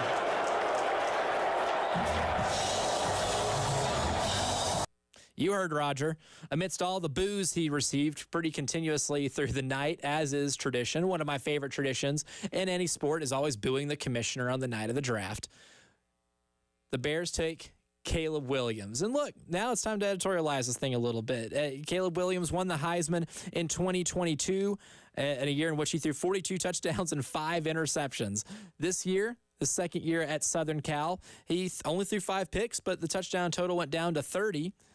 And the yardage total went from 4,500 to 3,600, a significant dip. The offensive line got a lot worse. The defense was downright atrocious, and that's how you have a guy who was the number one pick in the NFL draft be a quarterback on a 7-5 team. Right, Caleb Rick Williams, at 26 of the PKX at 97, I guess the new hope that's a for bad the Chicago one. Bears. And look, this is a franchise that also in Chapin. hadn't been relevant in a long time. It's been over a decade since they went to an NFC Championship game, and even then it was led by Jay Cutler. Also an overturned vehicle. And they won division that year. River Drive near Maine. They just got done with the Justin Fields experiment. They've had a pretty rough road, but it's never been bad enough. Look, last night was their first number 1 overall selection in an NFL draft since the 40s. So if you want to explain how a team's never had a 4,000-yard passer in a year and have never been bad enough to be able to draft a quarterback number 1 in the modern NFL era, you can look at them being bad, but not bad enough to get to that point. And I'm sure they've whiffed on a ton of draft picks, including what they would perceive to be a whiff on Justin Fields, who never progressed the way they probably wanted him to. And maybe some other picks. Mitchell Trubisky, taking him over Patrick Mahomes, has now infamously become one of the biggest Chicago Bears whiffs when it comes to drafting a quarterback as of late. They don't draft a ton of them. They haven't drafted a ton of them in their history, but they've whiffed on the last 2. They're going to look for Caleb Williams to be the savior here after taking him number 1 just last night.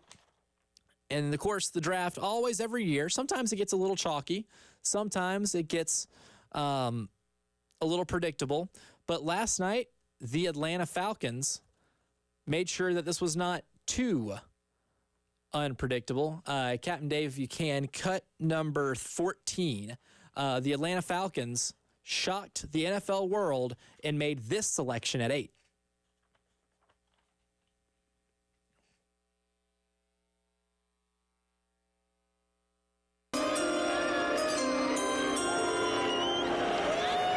With the 8th pick in the 2024 NFL Draft, the Atlanta Falcons select Michael Penix Jr., quarterback, Washington.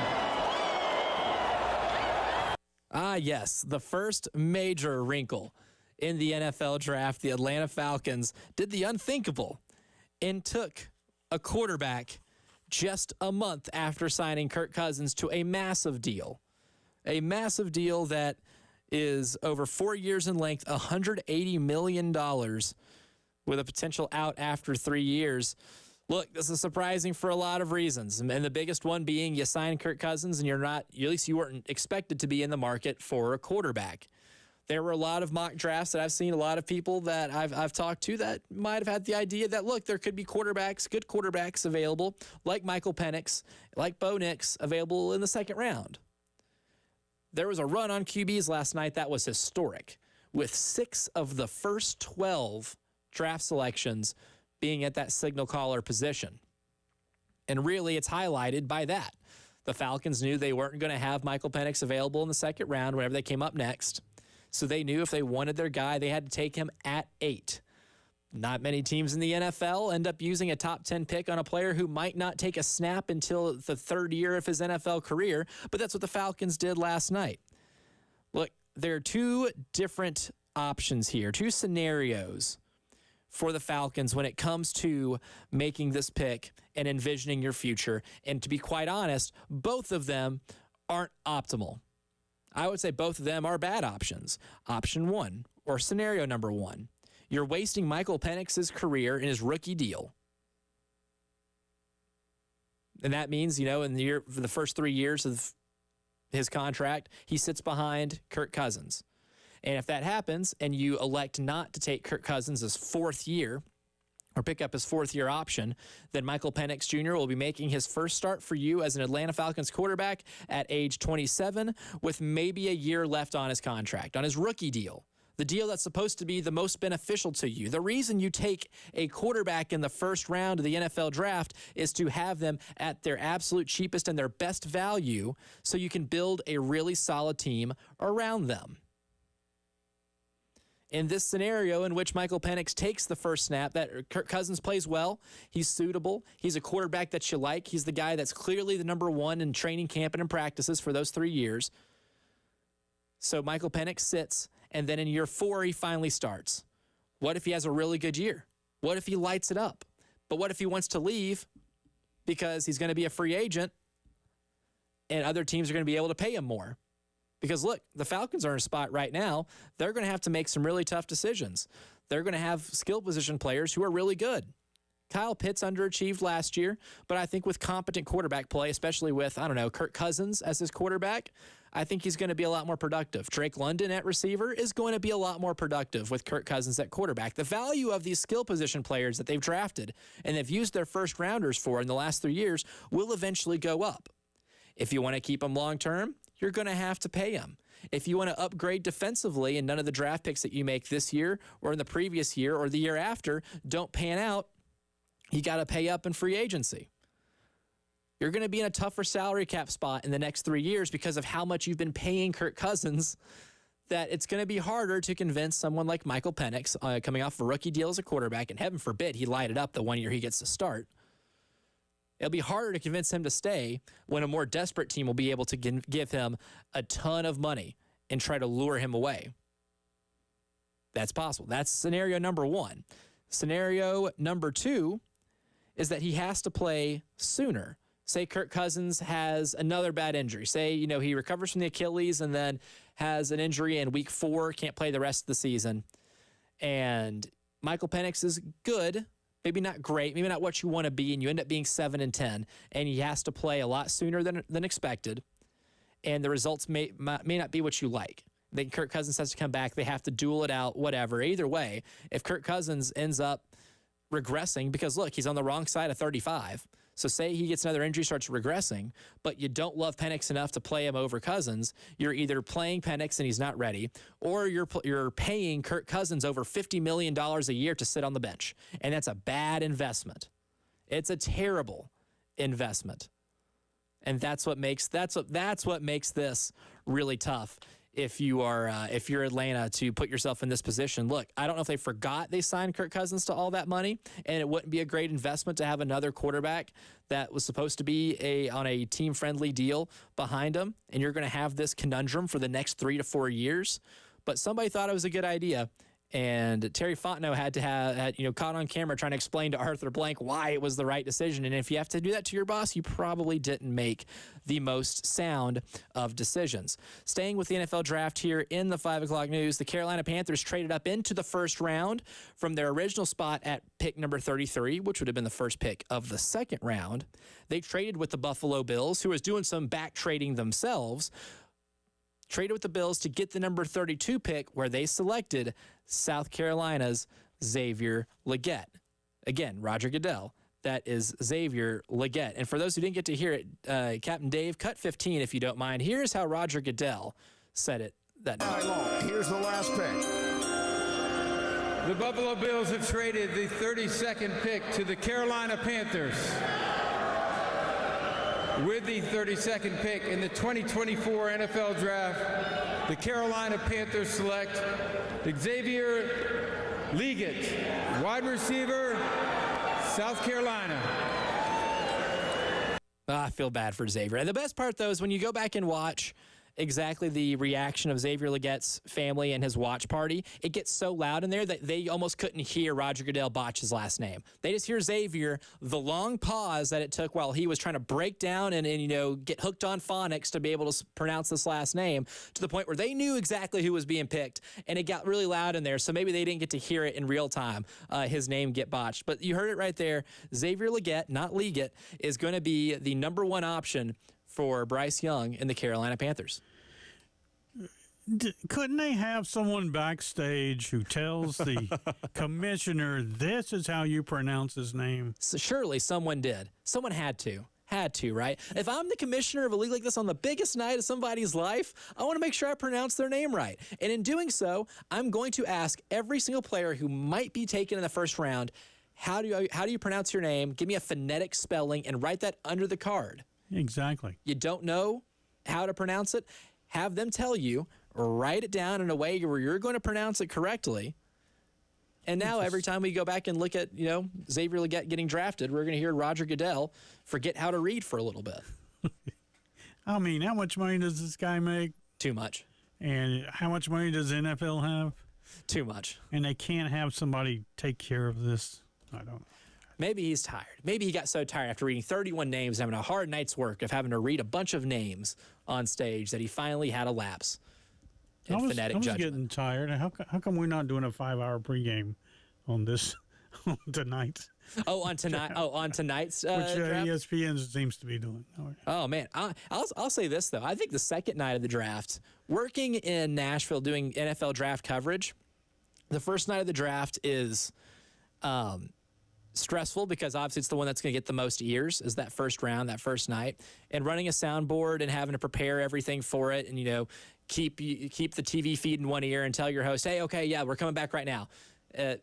It's a little easier because it's stressful, a little easier because there's so much time in between picks, right? Like last night, that whole thing took 4 hours. Yeah. After the first hour of the entire telecast, we were only 6 picks in. It was moving at a snail's pace. But night 2 and rounds 2 and 3 fly by. And as a producer, you're just like, oh, picks in.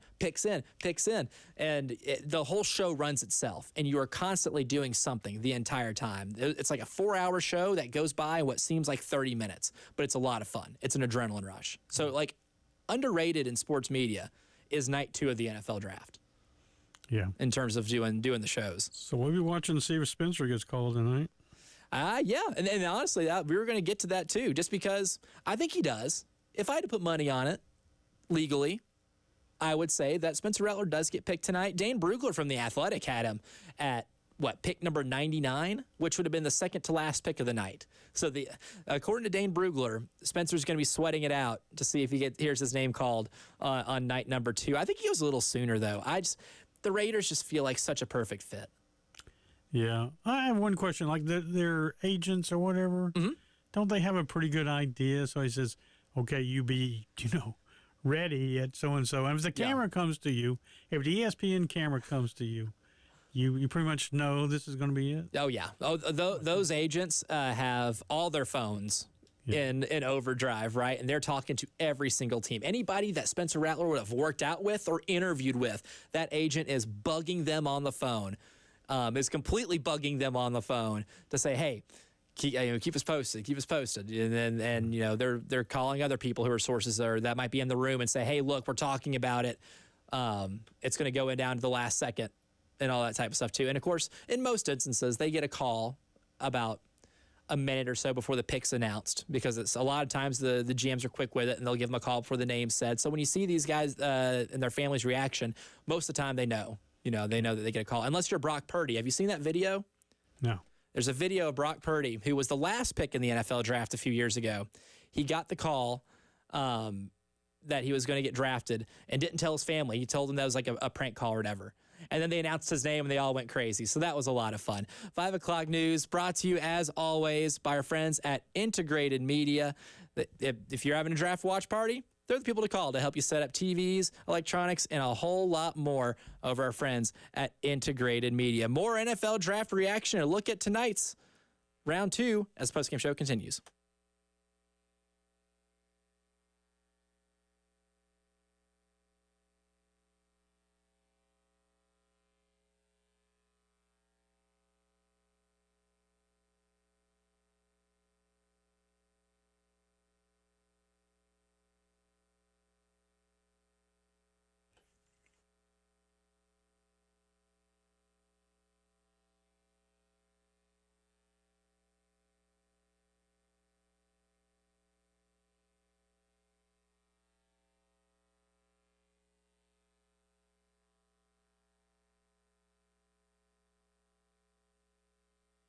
And if you're not into the draft tonight and you're wanting to watch, some basketball playoff action, some hockey playoff action, you can enjoy that a whole lot more with our friends over at Prize Picks. It's America's #1 fantasy sports app, and you can get an opportunity to win over to 100 times your money by just picking more or less on 2 to 6 player stat projections and just watch those winnings roll in. Prize Picks offers injury insurance. It's really simple to play. You can make entries in less than 60 seconds with a really easy user interface. Tonight, I am definitely going to go more on UC Sorrow's save projections. Look, the Nashville Predators, Game 3, they stole one. They stole Game 2 on the road. I like their chance tonight. And then in hoops, there's plenty of other projections I like as well. Damian Lillard, go more on his point total without Chris Middleton. All you got to do is download the app today. Use 1075-GAME for a deposit match up to $100. Again, that's promo code 1075-GAME on Prize Picks for a deposit match. Pick more, pick less. It's that easy.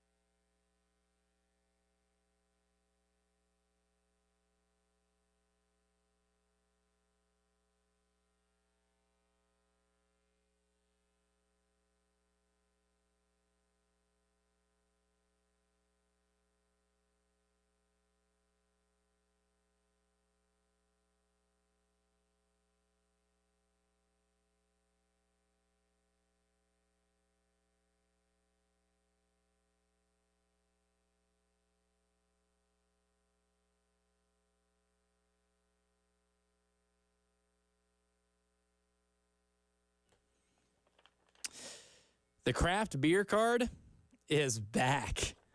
It's so back. All you got to do is spend $30. You can spend $30 at a brewery at 12 different craft beer locations. And this whole craft beer card, it's a $360 value for only $79. That's pretty good. I'm not an expert on deals, but in draft season where we're talking a lot about wheeling and dealing and drafting into the first round, drafting into the second round, moving up, moving down, we talk a lot about deals on here. Talk a lot about Kirk Cousins' expensive contract deal, while the Falcons also made a deal to draft Michael Penix Jr. at the same time. We ripped on that deal, but I'm not going to rip on this deal. $360 value for $79. Just go to 1075thegame.com, click on Sweet Deals, and you'll find that craft beer card, which is an excellent deal for craft beer lovers. And speaking of dealing and getting into the first round, and that's what the Panthers did. They made a deal last night. Whenever David Tepper wasn't taking hats off of restaurant employees and getting mad about signs, he got into the war room and talked with the GM and new coach Dave Canales, and the brain trust at the Carolina Panthers ultimately made the decision to trade with the Buffalo Bills to get to pick number 32, where they selected Xavier Legette. And look, that's the biggest news, obviously, here in South Carolina when it comes to the NFL draft. And it's going to be big news in North Carolina, too, because I think the Panthers are getting a stud right now. You look at maybe some of the question marks that people had about Xavier Legette, it's the production, because he only had 1 year of production. Look, he had 113 catches in the 5 years that he was enrolled at the University of South Carolina. 113 catches in those 5 years. 71 came last season. His career high in catches before that came in 2022 with 18.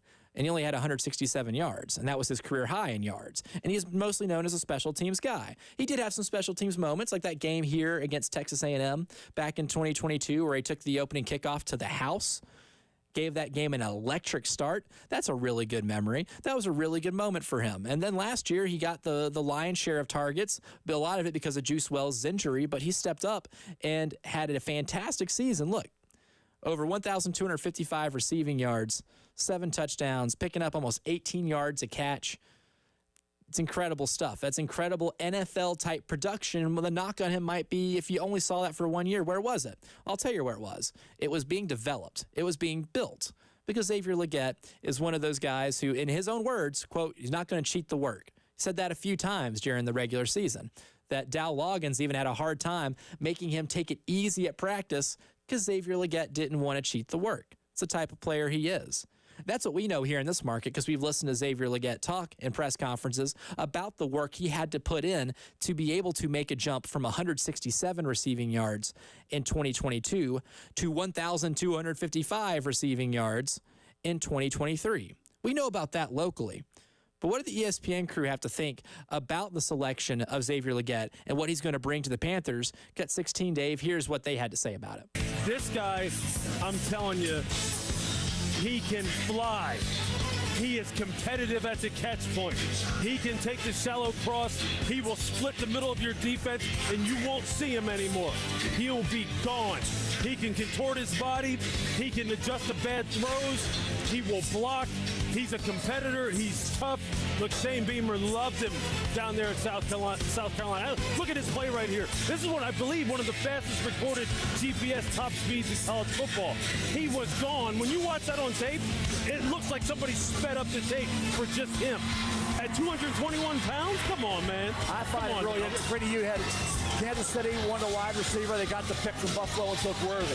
Carolina wants to help Bryce Young. They got the pick from Buffalo and took Xavier Legette. Now here's Buffalo saying maybe Adonai Mitchell from Texas. Glad McConkey. There's other receivers. I will say this. It ended up being, we said 19 offensive players in round one. 23 went. 9 defense. 23 offense, 9 defense. Blew that record away. It's a very strange night, unprecedented in that regard and in many others. But how about this? How much assistance, Booger, does this young man bring to Bryce Young coming off a tough rookie year? Well, when you think about Bryce Young, a tough rookie year, here's a guy, Greeny, you can give him the ball short and he can take it deep. You talk about running after the catch. Think about him, as Lewis mentioned, like an A.J. Brown. You don't always have to run the football 30, 40 yards down the field and throw him the ball. You can get him the ball in a plethora of ways. He's going to bring the physicality to that offense. I talk about the 1 year he had, 71 catches he had. bad. We put the next two guys on the South Carolina receiver list together. They didn't equal what he did. So he was a dynamic performer this year with Spencer Rattler throwing in the football. Right. The last South Carolina receiver to go in either of the first 2 rounds was Deebo Samuel in 2019. Wow, that's a good stat right there, too. First time a South Carolina receiver has been taken in the first 2 rounds since Deebo was taken in 19. But look, you listen to a lot of the comparisons these guys had on Xavier Legette, and I agree with them. I agree with that evaluation. I love the A.J. Brown comparison. Now, clearly, that's a big, big comp, right? That's a whole lot to ask to be A.J. Brown right off the bat. But when you look at the type of receivers they are and what they do for an offense, it's really similar. And when I was in Nashville covering the Tennessee Titans, that was when they drafted A.J. Brown, they needed to elevate the passing game a little bit. They were still, Marcus Mariota was the quarterback. People were still trying to figure out if that's a guy that you could trust with your franchise moving forward. The Marcus Mariota discourse in that town got dreadfully toxic for a long, long time. I do not miss the summer before that season because of just how many calls and how toxic that got for a while. But Marcus Mariota started looking a lot better when A.J. Brown got in the room. And then when Mariota was benched and Tannehill came in, Ryan Tannehill looked a whole lot better with A.J. Brown on the receiving end of his passes. Because you don't have to be able to have a rocket launcher of an arm to throw downfield. You don't need a ton of time to make plays develop because Legette does create space in the short passing game. Or you can throw short passes to him, and you saw what he did against Mississippi State in that play that Louis Riddick was alluding to, where he took it to the house and got clock going like 23 miles per hour on GPS speeds, which was the highest that anybody ran in college or NFL that season. He's got elite level speed, man. He's as fast as it gets. And to be able to get him the ball in space and let him break tackles, be able to outrun people, it is hilarious. Cartoonish speed that he's got. And he's good in special teams, too. He's going to be able to return kicks and punts if he wants to. And I think he wouldn't say no if given the opportunity. It's a multifaceted ad for the Carolina Panthers. And it's one that Bryce Young desperately needed. Desperately. I'm telling you. The 3rd-round pick they got from Ole Miss and Mingo last year could be solid. He could be a solid 3 or 4 guy. DJ Chark is kind of past what his prime is, which was very short-lived, by the way, and the limited explosiveness. Reliable, yeah, at times, but limited explosiveness. And Adam Thielen's on the wrong side of 30 as well. You needed to get younger, you needed to get faster, you needed to get better, and the Carolina Panthers, to their credit, made the right decision, and that's get better on the offensive side of the ball.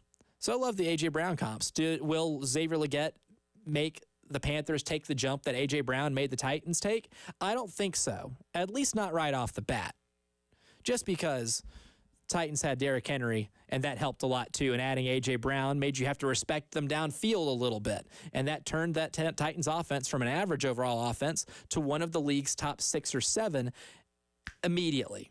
Overnight, it made them that much better. I don't think Xavier Legette's going to make the Panthers a top 7 or 8 offense in this league overnight, but it's going to make them a lot more competent of an offense, and it's going to make them at least a whole lot easier to watch on Sundays than that crap product they put out on the field last season. Maybe it'll result in less drink throwing on David Tepper's part. And it should, because you know what? You're not going to be as mad when you're watching a lot more fun offensive product. Big series this weekend against Kentucky. I was teasing it earlier. And if you want to go to the game, we have 2 sets of tickets to give away. For Saturday's game, tomorrow's game, 6 o'clock, 5:45 pregame here on the radio, 6 o'clock first pitch. If you want to be at Founders Park to see the Gamecocks take on Kentucky, go ahead and be callers 5 and 6 to 803-404-6100. And if you hear the soothing tones of Dave Adair's voice, that means you are the winner, and you will be in Founders Park on Saturday. Coming up next, we'll take a drive around the SEC as the postgame show rolls on.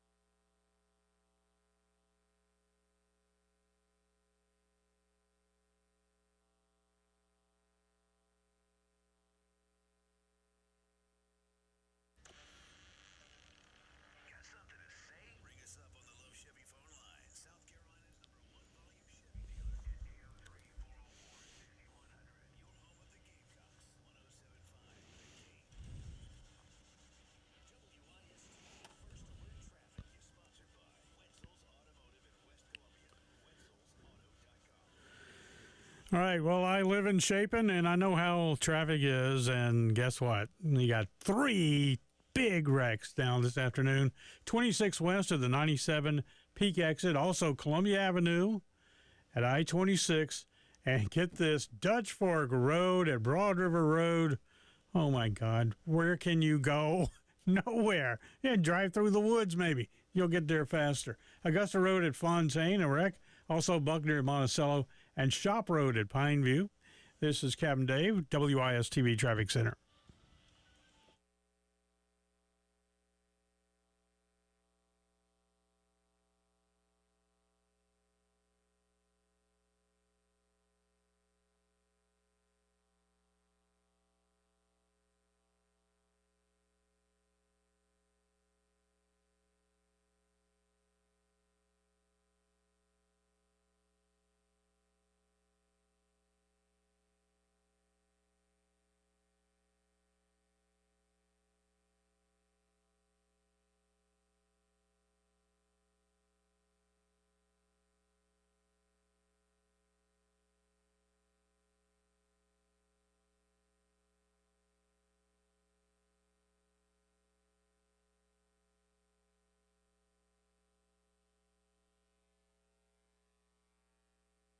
That's right. Time to take us a drive around the SEC here this afternoon and an NFL draft. First round of the NFL draft version of the drive around the SEC. For most of it, there's some big basketball transfer news in the SEC as well. And then, of course, we got some baseball series that some started last night. Some, like South Carolina and Kentucky, will be starting their series tonight here on Friday. But we'll go ahead and discuss the NFL draft. The SEC, as it almost always does, dominates the first round. This season, the SEC had 11 picks in the first round of the NFL draft. And you might say, wow, I guess the Big Ten was second because those are the 2 big dogs in college football, right? Nope. The Pac-12 came in second, actually, with 8. There were 8 Pac-12 selectees in the opening round of the NFL draft. In what is the final NFL draft, teams can be selecting players from the artist formerly known as the Pac-12. Rest in peace. The Big Ten had 4. The ACC followed that up with also 4. The Big 12 had 3. And then, of course, the other 2 non-Power 5 schools that were represented in the first round of the NFL draft last night were Notre Dame with Joe Alt at 5 to the Los Angeles Chargers. He's going to be an All-Pro one day. And then Quinyon Mitchell at 22 to Don Staley's Philadelphia Eagles, a cornerback drafted out of Toledo. And the funny thing about that one, I'll give a quick aside here. I flipped back and forth between telecasts last night. I was watching the draft with some friends, and we started off watching it on the ESPN telecast, which is, Mike Greenberg and, Booger McFarland, Louis Riddick, Mel Kiper. And then halfway through, flipped it over to the ABC telecast, which had the College Game Day crew, plus Nick Saban. And when Quinyon Mitchell was selected for the Eagles at 22, I think Nick Saban slipped up a little bit and said, yeah, Quinyon Mitchell was the number 1 player that we had targeted in the transfer portal, but we couldn't get him into the transfer portal. And it almost made me want to rewind and say, Nick, what did you mean by that? When you say we couldn't get him into the transfer portal, what exactly we mean by that? But they tried to get Quinyon Mitchell in the transfer portal to bring him to Alabama. He never entered, finished his career at Toledo, and will start his professional career with the Philadelphia Eagles. Now, the players that were selected from the SEC into the NFL that will be starting their rookie seasons in 2024 starts off with Heisman winner Jaden Daniels from LSU, who I think was the best quarterback in this. Congratulations to the Washington Commanders to getting Lamar Jackson's reincarnation. Very well done. Don't mess this up.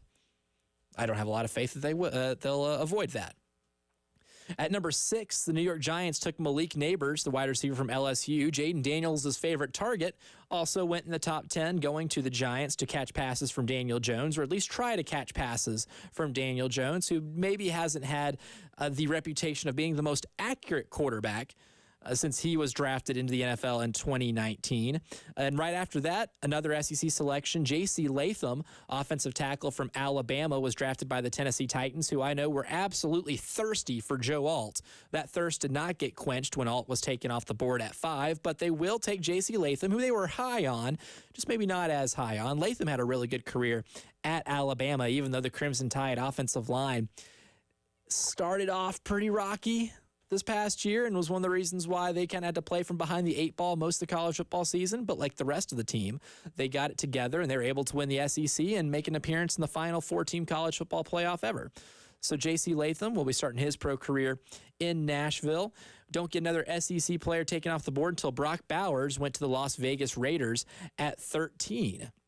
The Raiders, who drafted Michael Mayer from Notre Dame in the second round last season, will now have Brock Bowers to add to their rotation of weapons. They have a decent amount of weapons. Brock Bowers, obviously, the only tight end I feel like was worth drafting relatively high in this year's NFL draft. They'll pair him, on the other side of the field from Devontae Adams, and they'll have to figure out the quarterback situation, which currently just consists of Aiden O'Connell and Gardner Minshew. So maybe on Monday, we're talking about Spencer Rattler being a Las Vegas Raider. We'll see. I think more than likely we're going to find out tonight. But the Raiders took Brock Bowers at 13.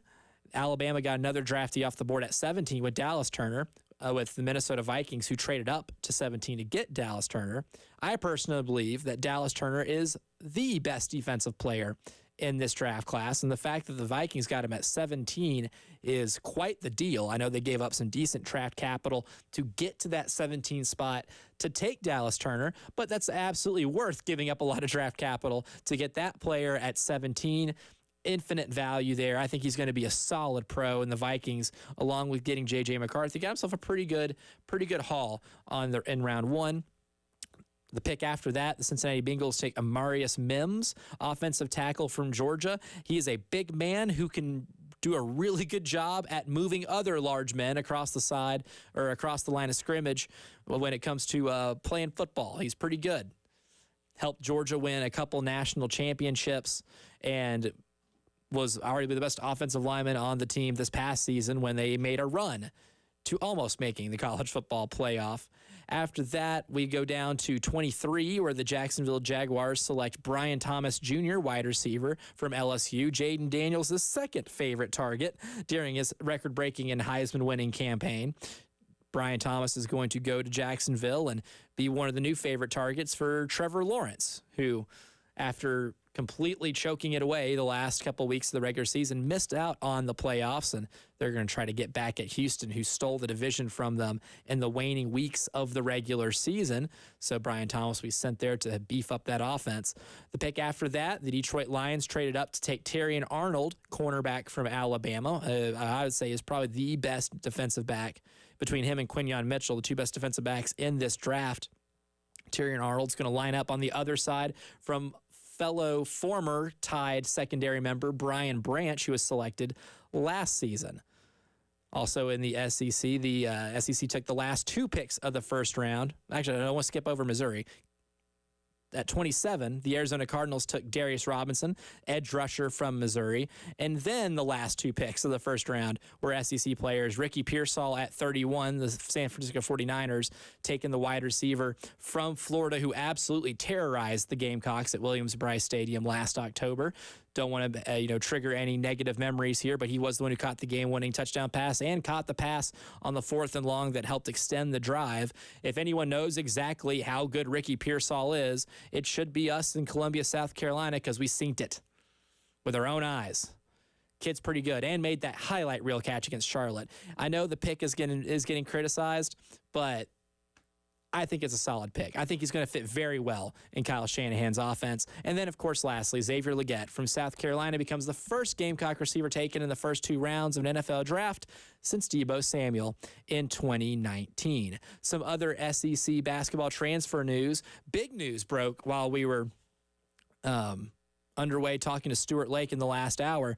Lamont Butler, shooting guard from San Diego State, who is most known for hitting that buzzer-beating jumper against Florida Atlantic in the Final Four last year. He is in the transfer portal, well, is no longer I guess, in the transfer portal because he is committing to Kentucky.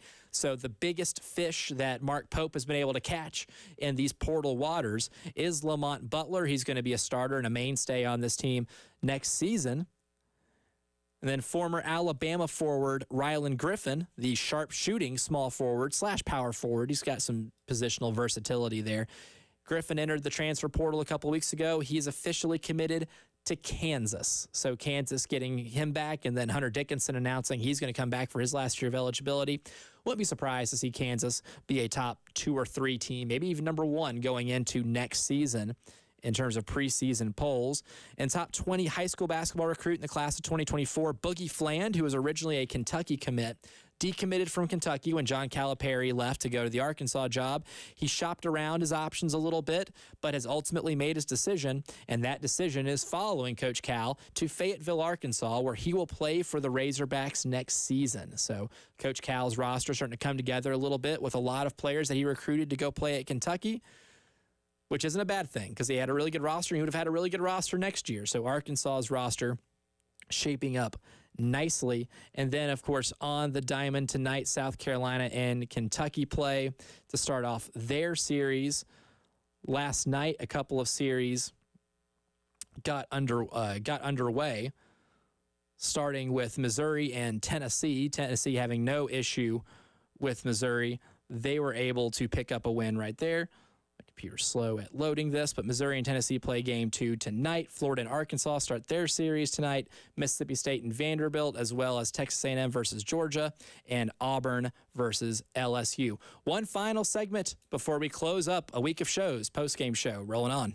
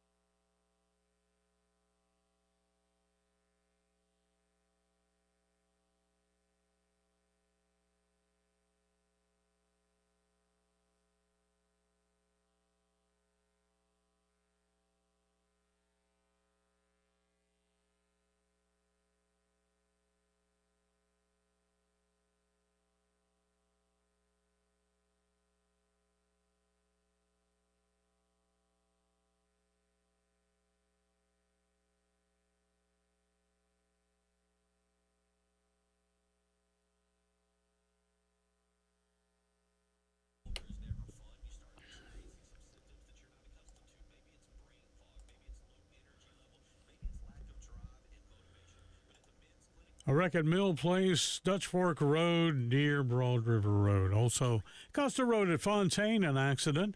A wreck at Buckner and Monticello, and Shop Road at Pineview. This is Captain Dave, WIS-TV Traffic Center.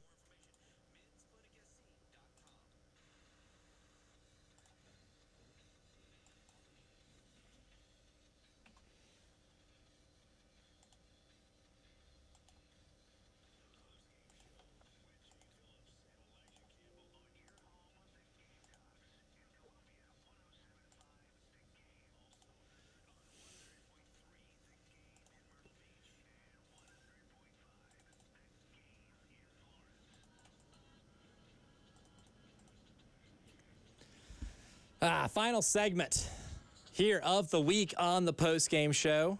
Big shout out to Captain David Dare behind the glass, not only giving you the best traffic updates around, a lot more detailed than I can give you. That's because he's a seasoned South Carolina veteran. Lived here for a while. He knows these streets a little better than I do.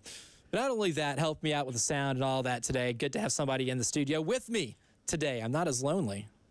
Did the last two shows by myself. Got a little lonely in here, not going to lie. We're not going to talk about how I was late today, are we? We're not. No, I wasn't going to mention that at all until you mentioned it right there. Oh, okay. I should have brought it up then. The funny thing is, some behind-the-scenes stuff here. I walk in, and Tyler goes, "Where's Dave?" And I'm like, "I don't know. I just walked in. I haven't seen him today." "Oh, he's supposed to be doing 12 to 3. And I was like, "Oh, is he not here?" He goes, "No." And I got worried for a second. I was like, "Oh, no. Yeah.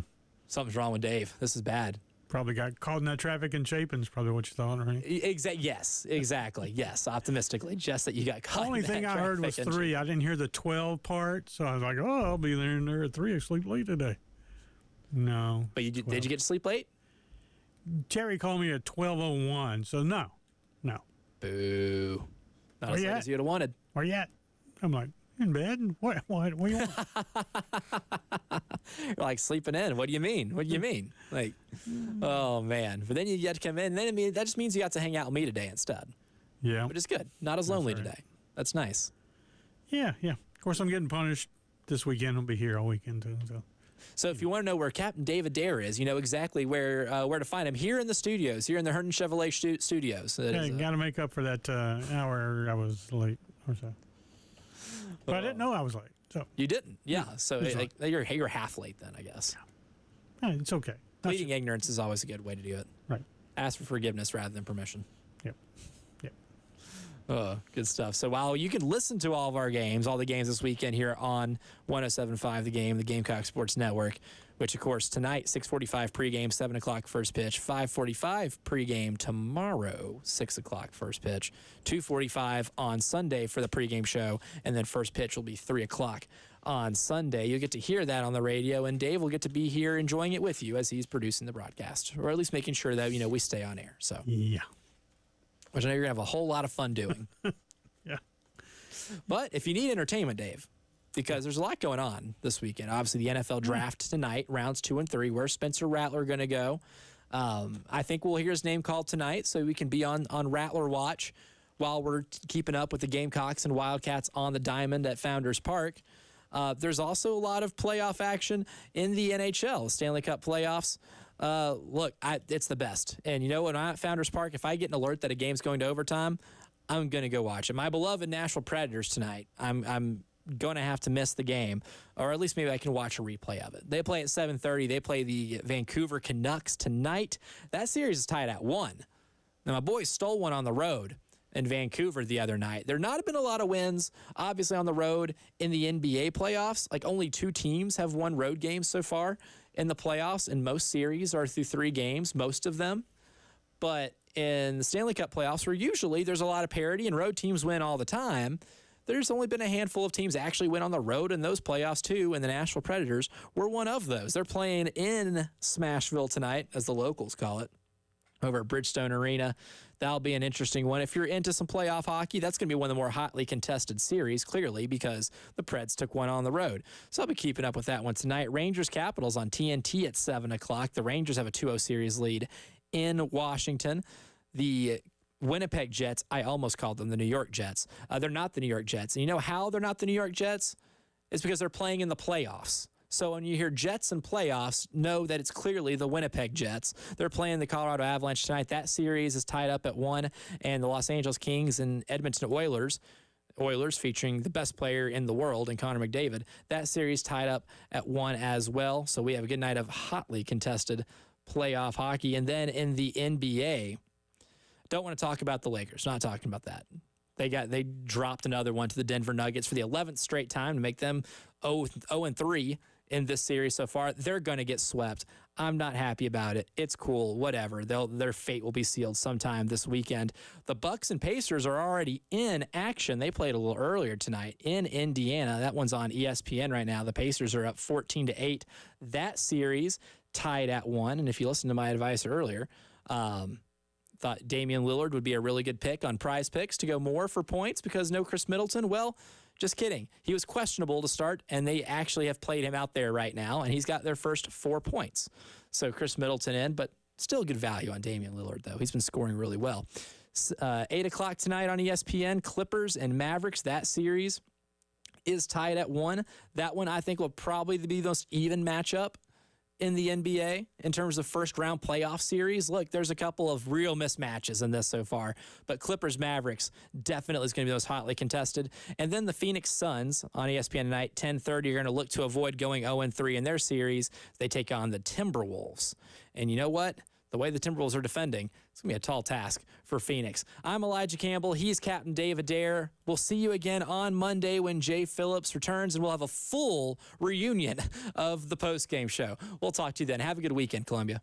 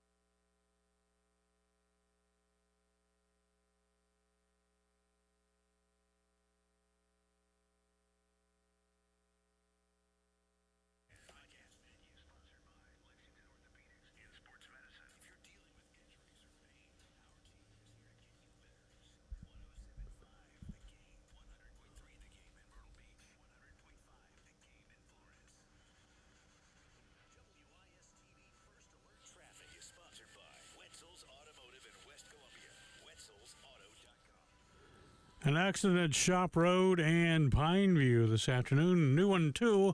Flora Drive near Del Valley Road. That's right at Charleswood, by the way. Buckner at Monticello, an accident there. Augusta Road at Fontaine. Dutch Fork Road, Broad River Road, an earlier accident there at that big intersection, so that could slow you down some there. But those wrecks on I-26 that were out there earlier, they are out of the way now. So good news for the 97 exit and the 91 exit for Chapin. Those are pretty much moving along at this time. It's Captain Dave, WIS TV Traffic Center.